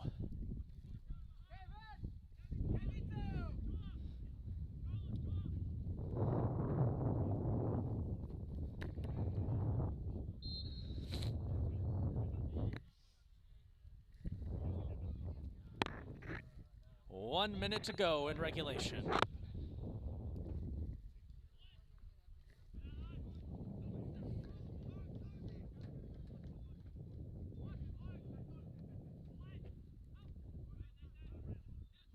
Oh, that's going to be a high one on Julius Marks.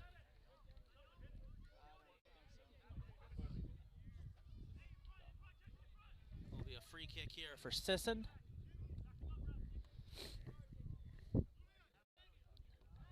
Sisson will pop it up. It's headed out of there by Jankovic.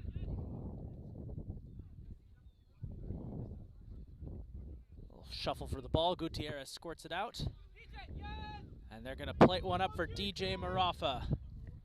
Final seconds ticking down. Marafa trying to put an exclamation point. Kreider, and runs out of time. Congratulations to the Howard Community College Dragons. They advance to the championship match on Saturday. We'll be right back to wrap things up. Final score of semifinal number 1. Howard Community College Dragons 3 and Arundel Community College Riverhawks 0. Congratulations to the Howard Community College Dragons. They're headed to the championship game. Stick around, folks. In about 30 minutes, we'll have semifinal number 2 between the WVU Potomac State Catamounts and the CCBC Essex Knights.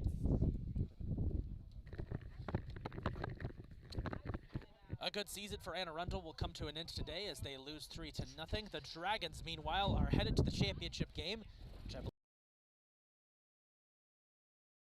We're going to take a 30-minute break and be back with Game 2 of our semifinals as the defending champions of Region 20, the CCBC Essex Knights, do battle with the WVU Potomac State.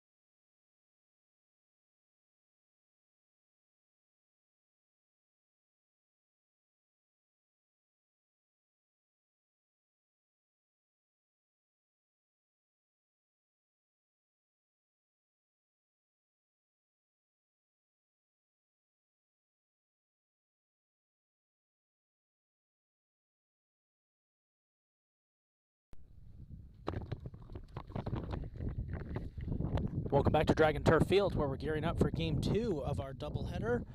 Our second semifinal will feature the defending champions of Region 20, the Potomac State Catamounts. We'll have opening ceremonies coming up just in a bit.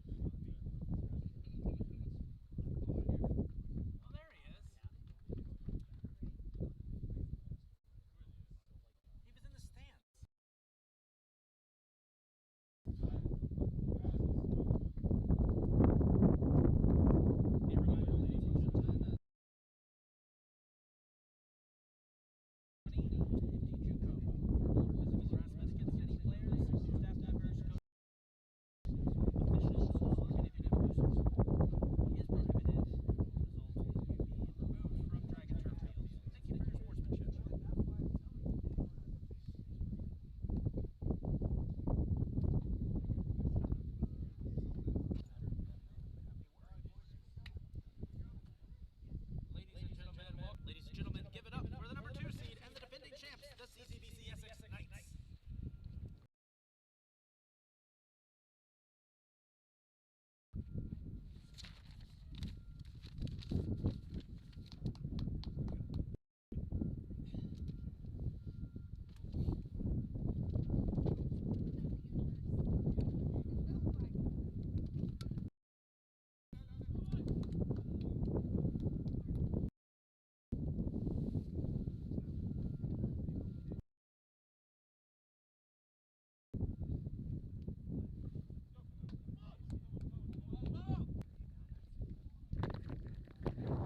We are looking forward to this one, folks.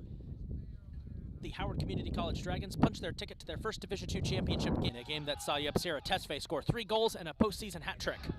This matchup features international superstar dangerous lineups in Region 20, but some key injuries have been. That's something to look out for. This Potomac State team, on the other hand, does not have a ton of substitutions available.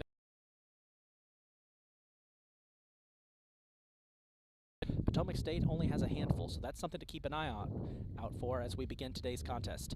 Catamounts won the toss. They'll start with possession. We're looking forward here on Saturday at 3 o'clock for the Region 20 championship game.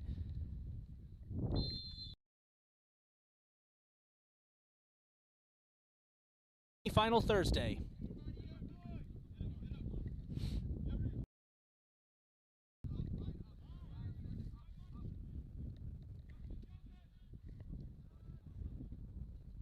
In gold trim and a yellow stripe.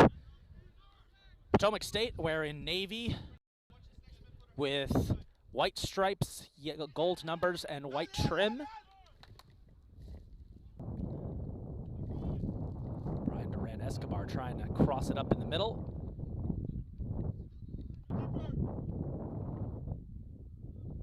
Tries 24. That's Jonas Belele out of Stockholm.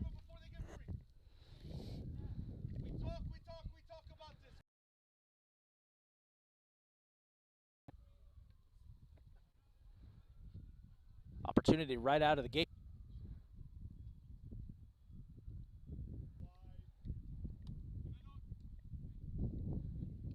It's Martin to the defense here.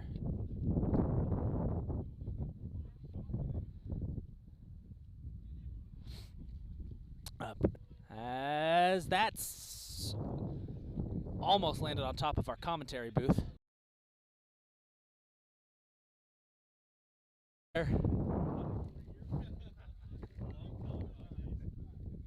Towards the top of the table and kind of stayed there. They're trying to challenge BC Essex at the top 3 of the region. They have a chance to do that right here. Essex controlling the pace so far. The ball has not left Potomac State's side of the pitch. Alexander Martinez boots that out of bounds. Personally, I've covered 3 Essex games this year, and all 3 have seen different starting lineups for the Knights. Injuries have been a big part of their season. They have had to deal with a couple of key players lost for the year to injuries. But they're still here, still one of the most dangerous schools in Region 20. Pretty much every sport, especially in men's soccer. Escobar trying to go for one. The wind got that one. Weather today at kickoff is very windy. Windy and chilly, not too cold, but the wind is definitely going to play havoc with these 2 teams in today's contest. Here's Entwistle trying to get inside, setting up a chance for Izaguirre. Acosta, that shot was deflected. As Acosta runs into his own man, that's Shimono he collided into. And the wind pushed that out past the...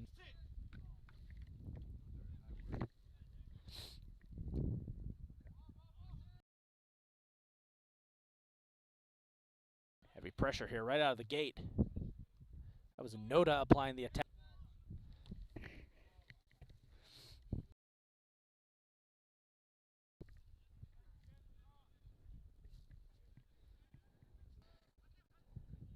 Cesar Salas. No one was open. Shimono with a crosser. Noda almost found his countryman outside the net.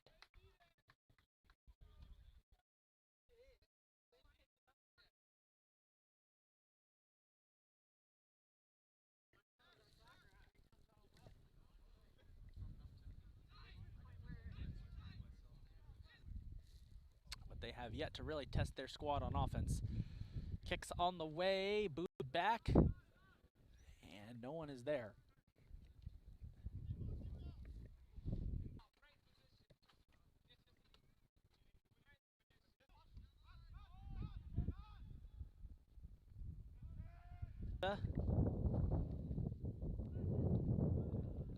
Martinez applying the pressure. That gets deflected out of bounds for a goal kick.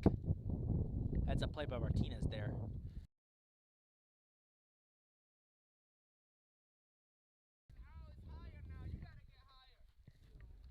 To get what he wanted.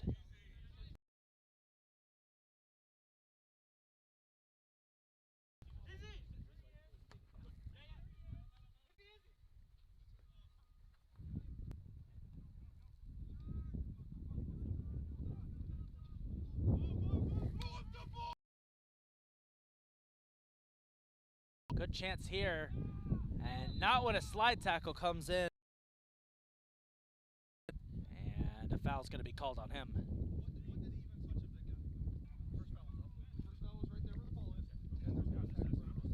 Schroeder.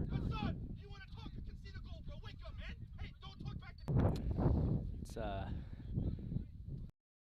hopefully that wasn't caught too bad.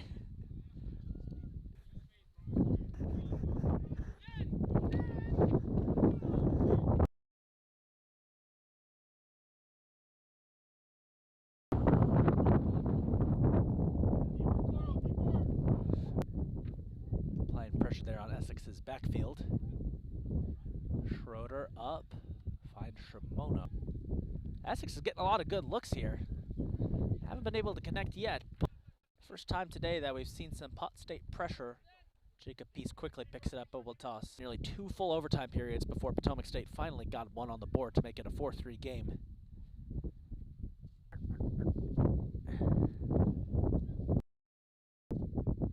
Maybe a chance here for Noda. Acosta!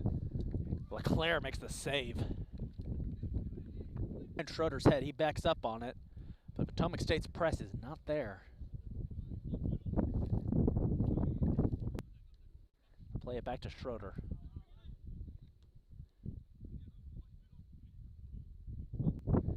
the wind almost blinded the ball out of bounds. Escobar somehow keeps it alive. And he finds...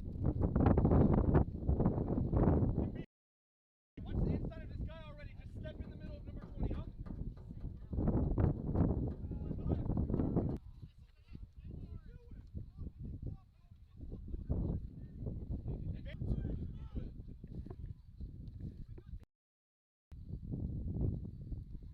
Apologize if that hot mic moment got caught.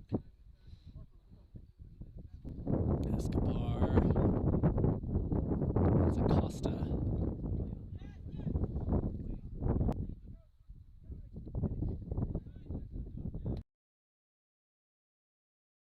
Danny Nestoruk getting involved for the first time today as he tries to break up Matthew Baudry's attack.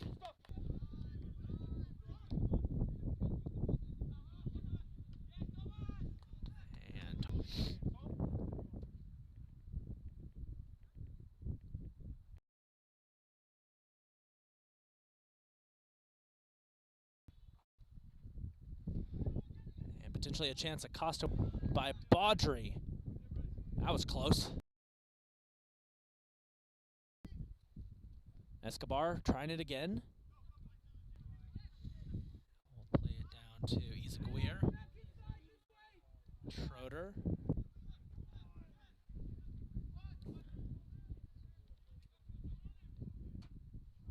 Entering the game for Potomac State, number 9, Harper Furiosa. Here, no score with the first 15 minutes of this second half down. Essex has and a little bit of a foul called there on Escobar. Kept alive by Brady Grubb.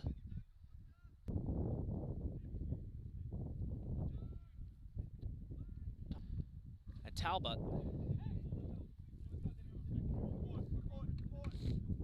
wins that time collision by Balele.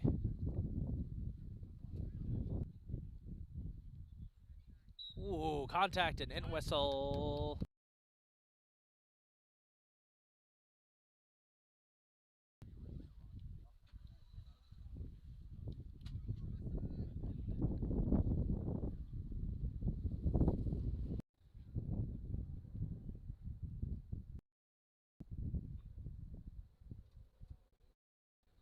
He finds Jonathan Izaguirre. Go back to good pressure from Leclerc. Stage number 7, Cesar Salas. Cesar Salas is back into the contest. And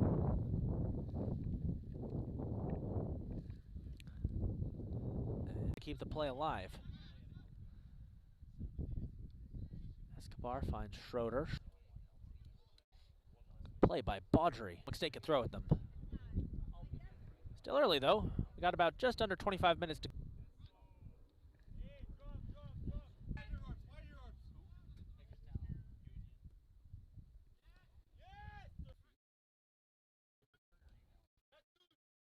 Para. Izaguirre inside, trying to find Noda. Noda.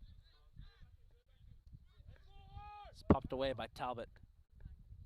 There's a header at Knights. Number 6, Leo Chester. And number 7, Felipe Oliveira. So Zen and Felipe Oliveira enter the contest.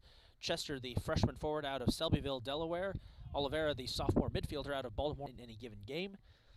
Oliveira scored one of the 2 goals Essex got against Howard in their climactic clash to wrap up the regular season. As we're under 23 minutes in, it's still 0-0.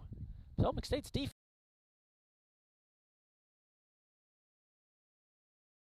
That's not fun. On the other hand, Potomac State cannot get involved in this game so far. And here's a chance for the Knights. It's Escobar. Correction, it's it. Finds Hernandez. Hernandez returns the favor. Oliveira and the Potomac State defender. And now a foul is going to be. No call there on the play against Oliveira. But Essex's defense isn't going to allow that in one bit.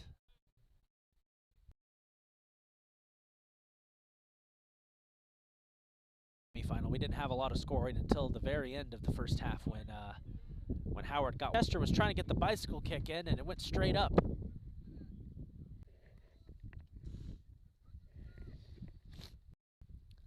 Catamounts continue, just unstoppable pressure. Out of bounds. It's going to be Pot State ball. If we're experiencing any lag on the live stream, folks, as there was a collision there. Downwind here for the Catamounts. Maybe Furioso trying to beat Izaguirre. Finally, the Catamounts get a legit shot down here.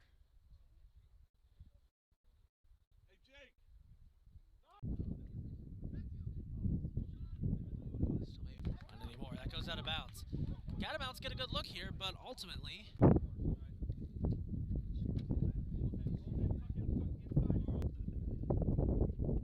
Chance here, Oliveira. Oh, it's in!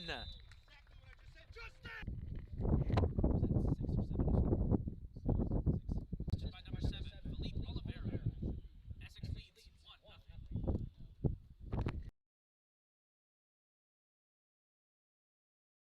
To the contest helps strike first as Leo Chester scores off the little tip off the pass from Philippe Oliveira, and it's 1-0 Essex.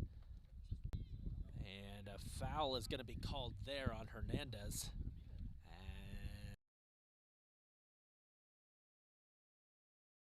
And he's okay.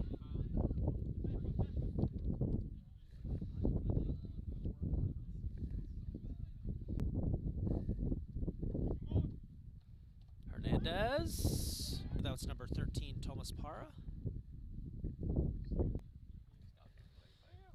Essex is sending in a sub. It's number, and Potomac State will send in number 6, Garrett Schwartzbeck. Entering the game for Potomac State, number 6, Garrett Schwartzbeck. That was 13, right, on the yellow? Okay. Hey, ref. Yellow card was on number 13, correct? Carded. Schwartzbeck and Cruz Bonilla head into the game. And Essex trying to get an attack going here. Claire punches that away. Sub coming in. Shimono's back into the contest. Re-entering the game for Essex, number 20, Zen Shimono.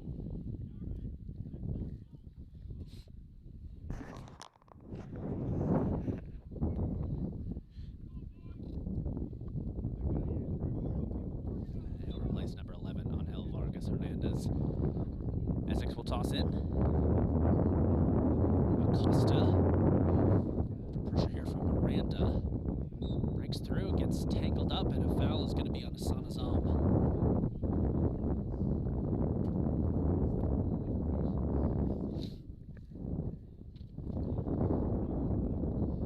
Good game so far. Apologies if my voice doesn't sound like.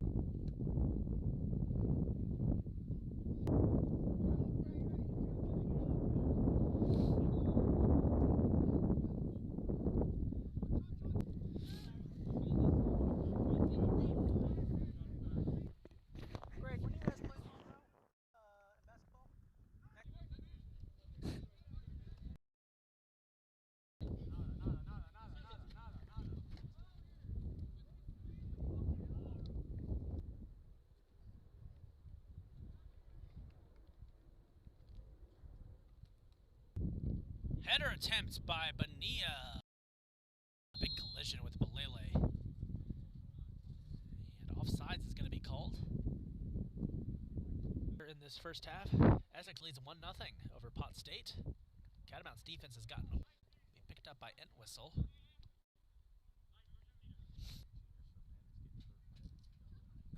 It was deflected. It's going to be a corner. Yes, corner for Essex. Be sure. I got good reason.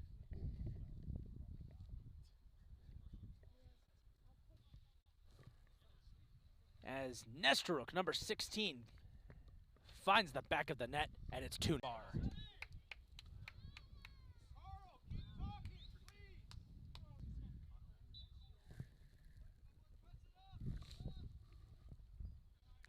Go, including the entirety of the second half. But Essex already with 2 goals in just overwhelming pressure here against big collision. Miranda goes down. He's back on his elbow, trying to find. He's trying to get into Falaise.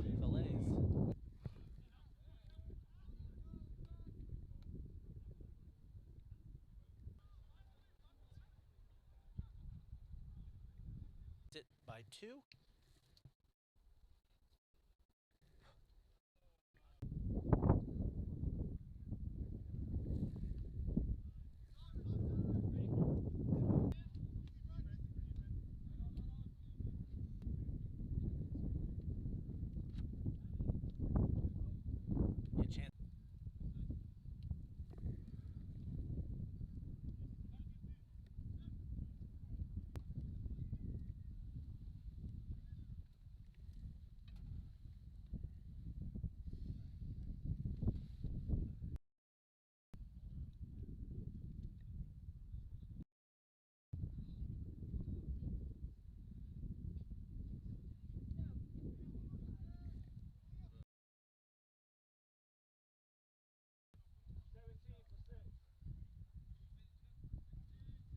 Zachary Entwistle getting set to come back into the contest.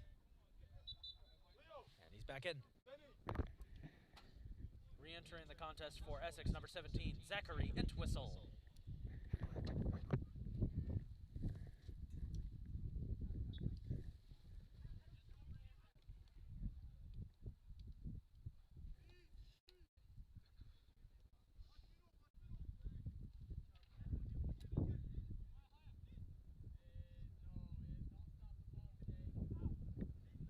Here's Acosta.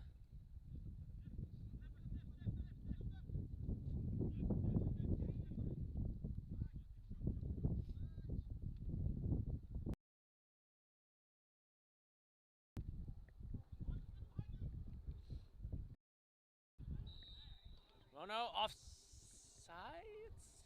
Or a foul? Foul's called.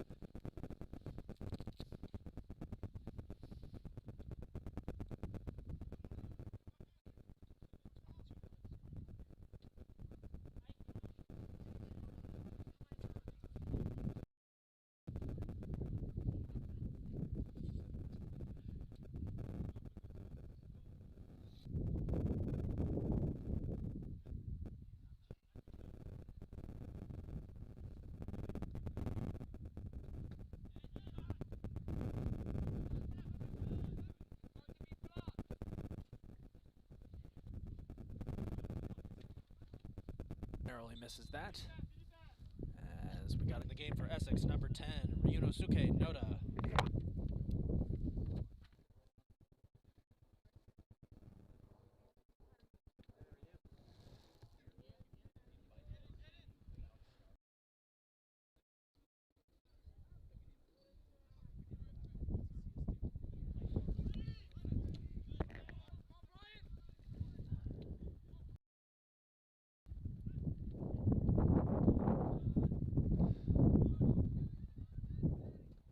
And that's going to pretty much do it with the first half. Essex leads 2-0. Claire will make the save, and we'll go into the half. We'll be right back.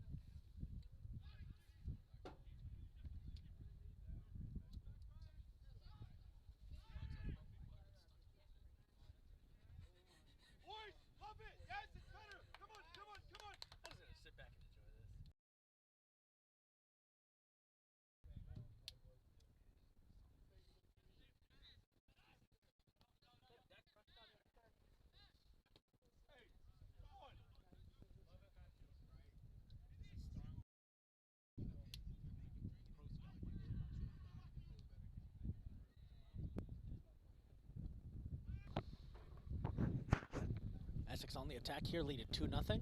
Try to punch their ticket to a rematch with and send themselves to their first Region 20 title game in some time. Teo Miranda on the counterattack here for the Catamounts. And a chance here.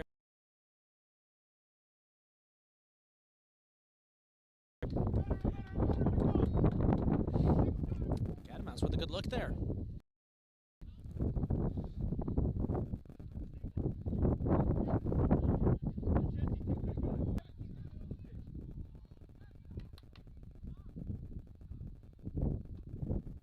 By Balele.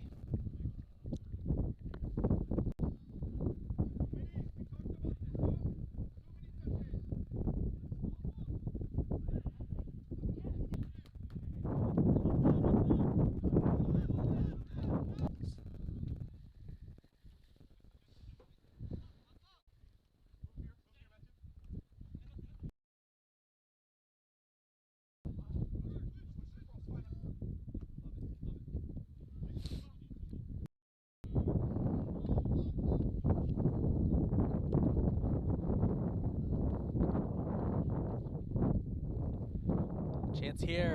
Oliveira shot, Acosta.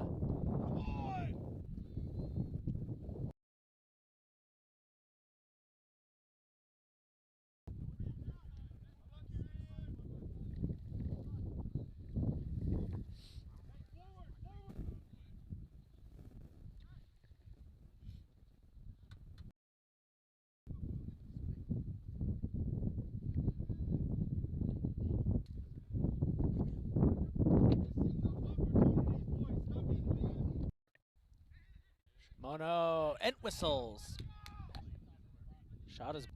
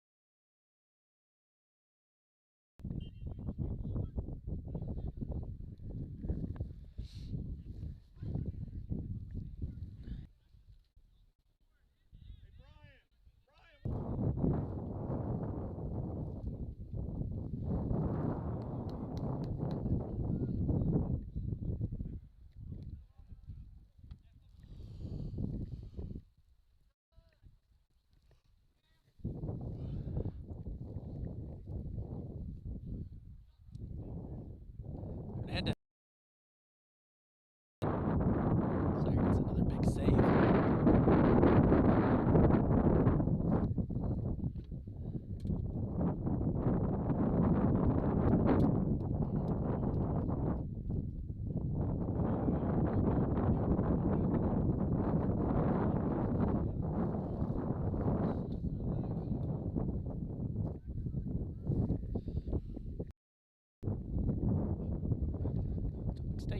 Potomac State getting a lot more pressure in this second half than they did in the first.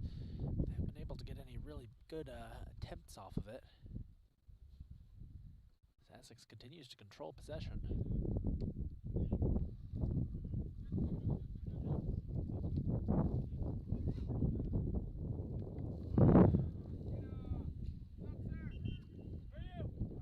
And a corner kick coming up here. Subs are in. Entering the game for Essex, number 7, Felipe Oliveira, and number 24, Ju Young Park. So Ju Young Park out of Seoul, South Korea, comes into the contest.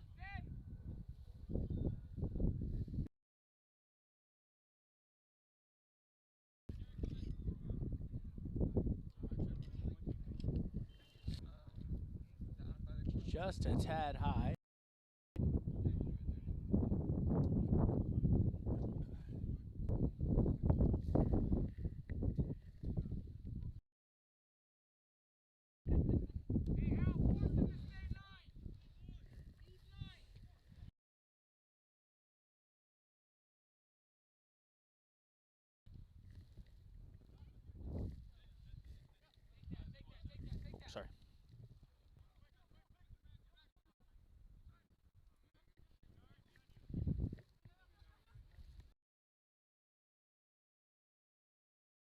points by Balele.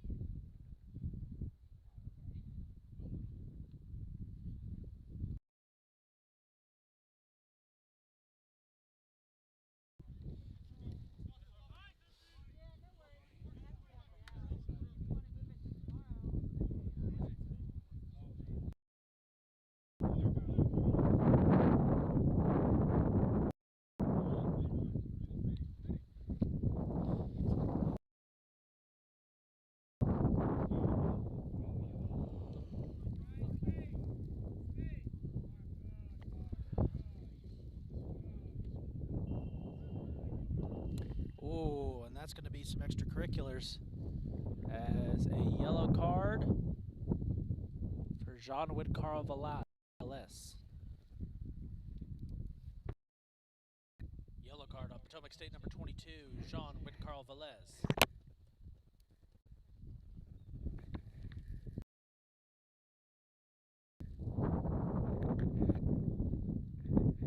Second yellow of the day, and second against Potomac State.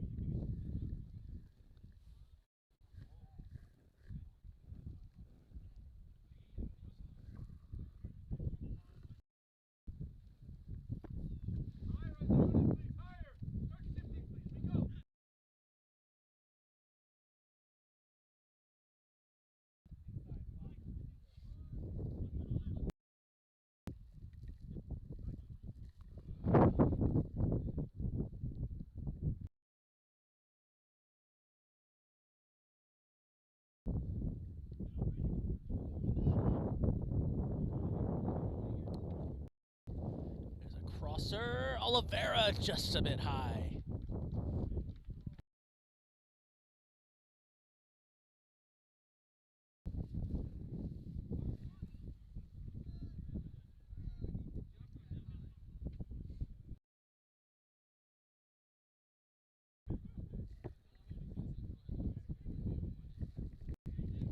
Maybe a chance here. Leclerc comes up, makes the save.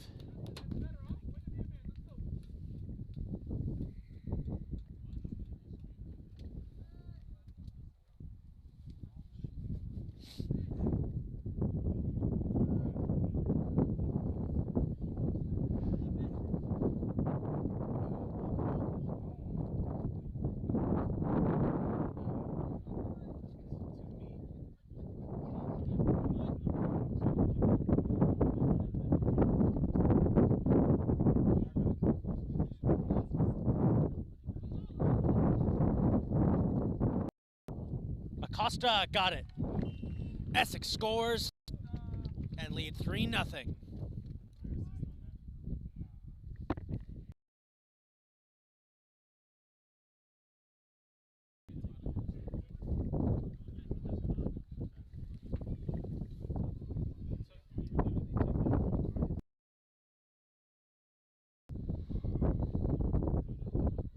A 3-0 lead here for Essex, and that should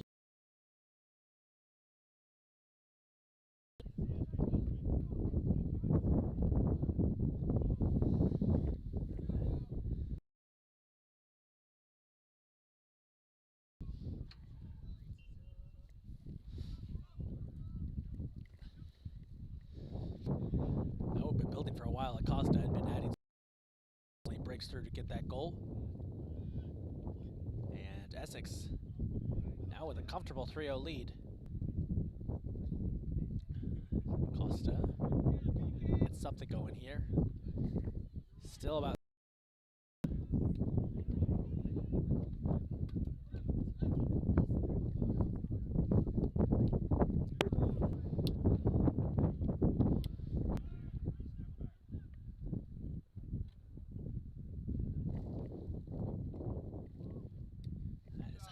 game for the Knights, number 6, Leo Chester.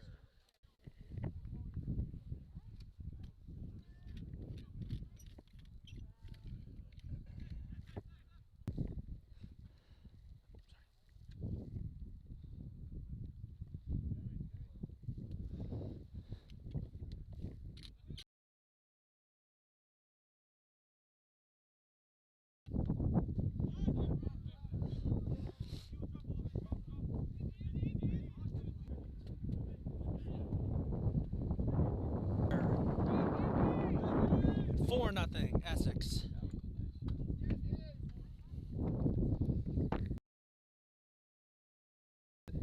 Did we catch the assist on that?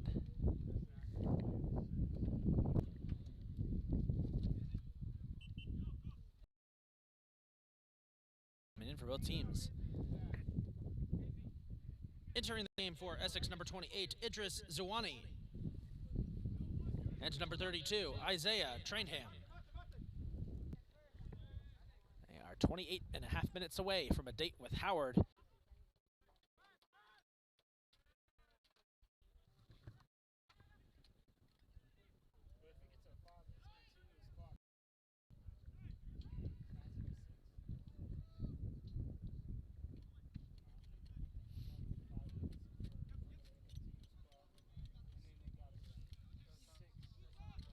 So, You stop at 5. You stop at 5, and then when you restart, then it's running clock. Becca, did you get the assist for that last goal by chance? No worries.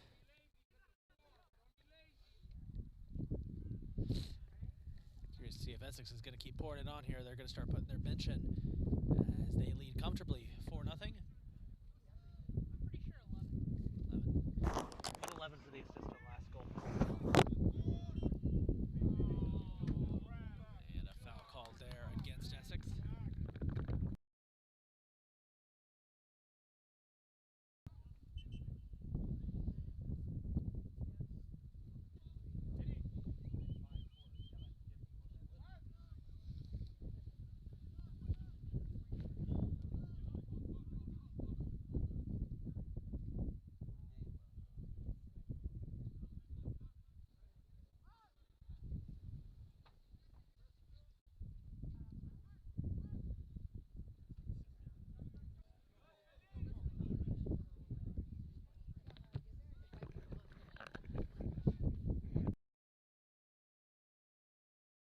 It's going to be broken up.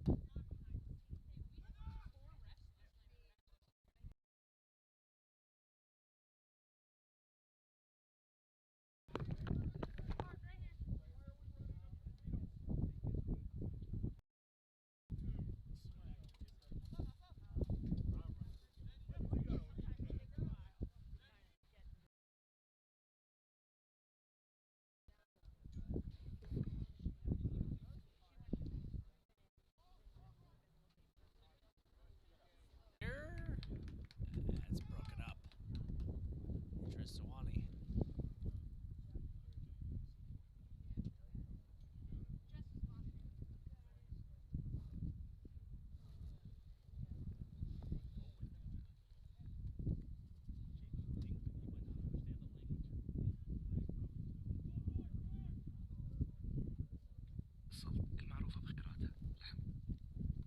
Sorry about that.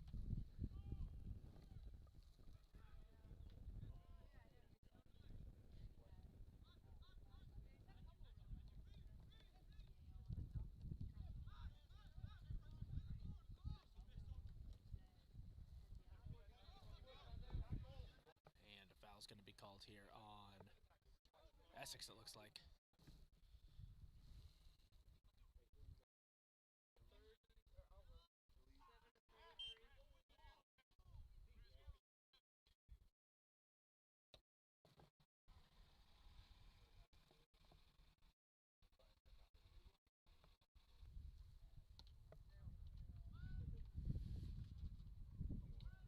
Lele's kick.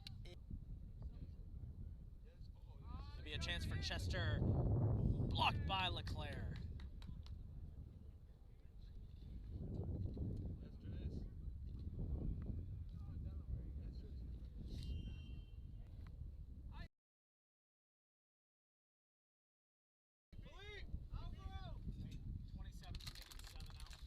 Entering the game for Essex, number 26 Here.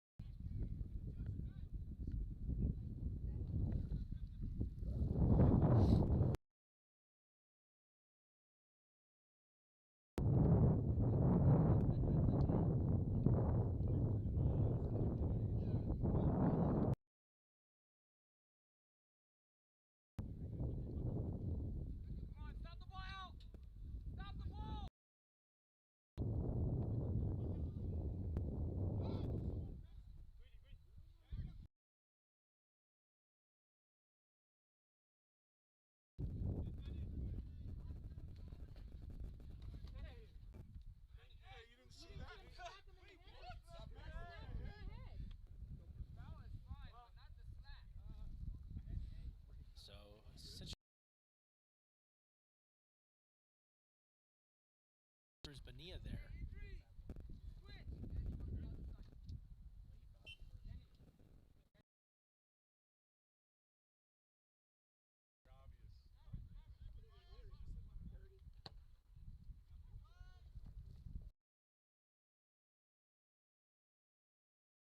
Did you get that on tape?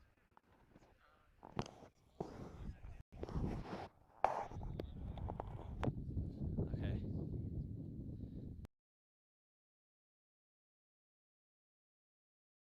By Baudry on Bonilla.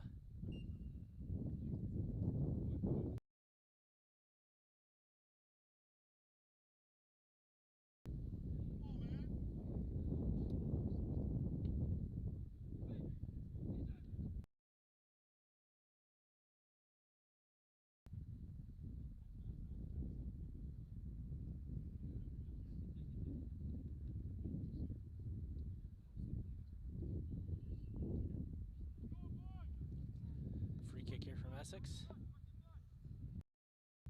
Train him high.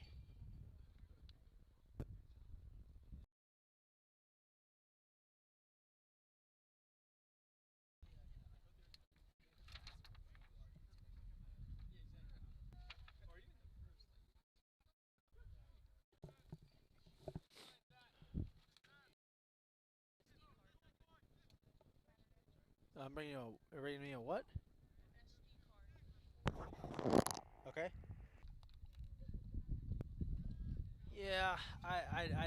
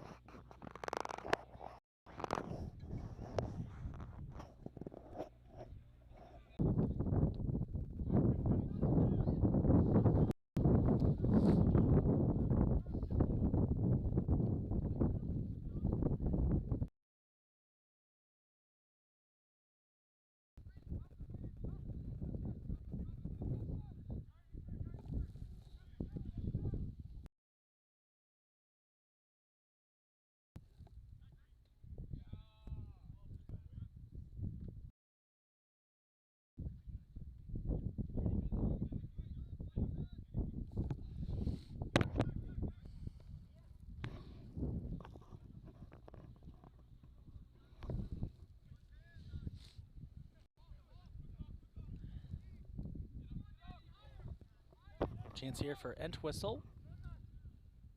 Plays it up for Bonilla.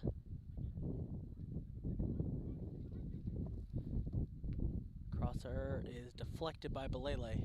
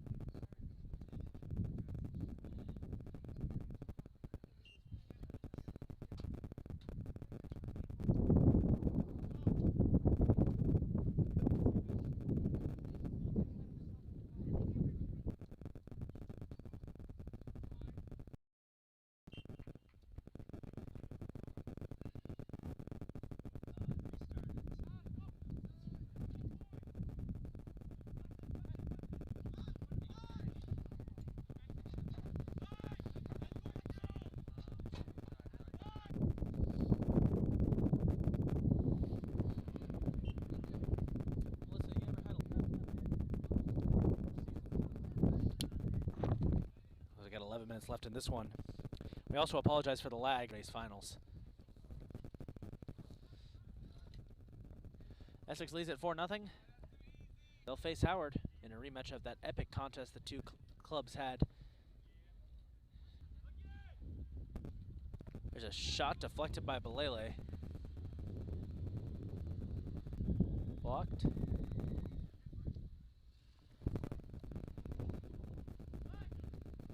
Balele with a nice deflection.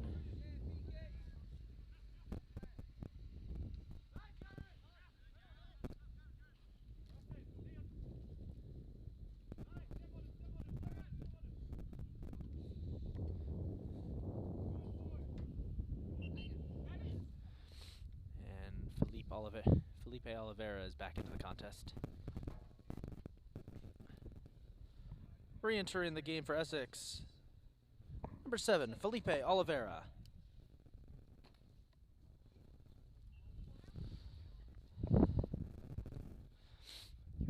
Minutes to go.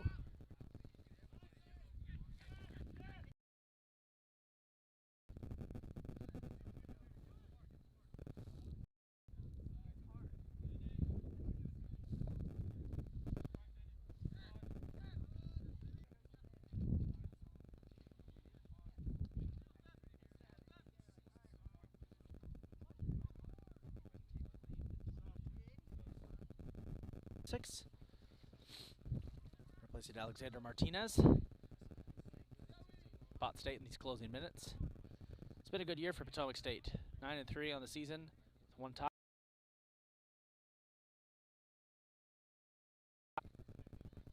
In the hands of this Essex squad.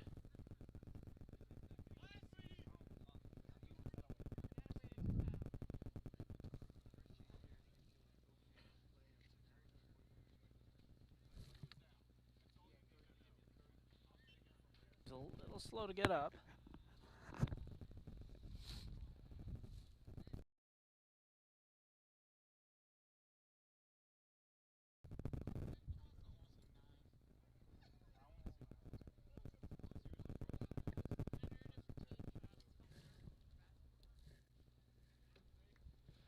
So Carini enters the game for the first time, and Baudry's back. I did not get called a foul.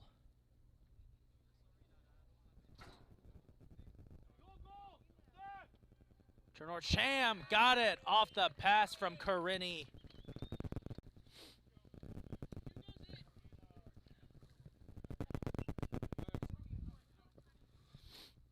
Essex bench getting some love here.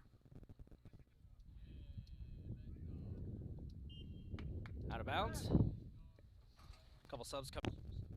Lenny's free kick deep in Pot State territory. It's heads and subs coming in. Entering the game for Essex, number 4, Lenny Stroshai. Entering for Potomac State, number 22, Jean Widcarl Velez. Almost had it. They're going to give Tom Schroeder the rest of the day off. He's had a great day. As we're entering the final stages here of he's mixed up. It's Essex versus Howard.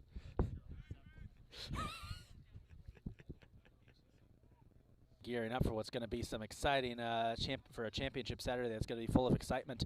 Be sure to tune in on YouTube Saturday. We'll work on getting the at 3 p.m. We'll probably start closer to 3:30 due to the Isaiah Trainham getting set to come into the game one last time.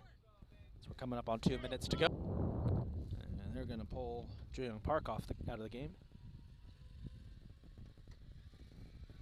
Essex wrapping up a kind of lopsided win here against Potomac State. The Knights have dominated this game from start to finish.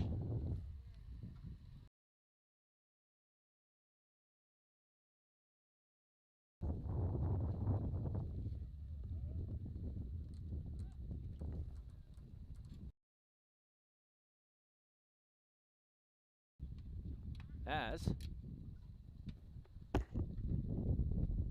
1 minute to go in regulation. The ball will go out. Pot State will have one last goal kick. Final seconds. Champions will look to protect their crown, and they'll get another chance at revenge against Howard after that That'll do it for semifinal Thursday, ladies and gentlemen. The final score, CCBC Essex 5, Potomac State 0. Congratulations to the Knights. They're on to the championship. Be sure to come out this Saturday at New Community College for the men's championship. Well, that's going to do it for us here today, folks. Thanks for being. They'll head to the championship to take on Howard. We wouldn't want to have. We're going to go ahead and sign off, folks. We will see you next time. Thanks for tuning in. This is the big man on the mic, Isaac Donsky.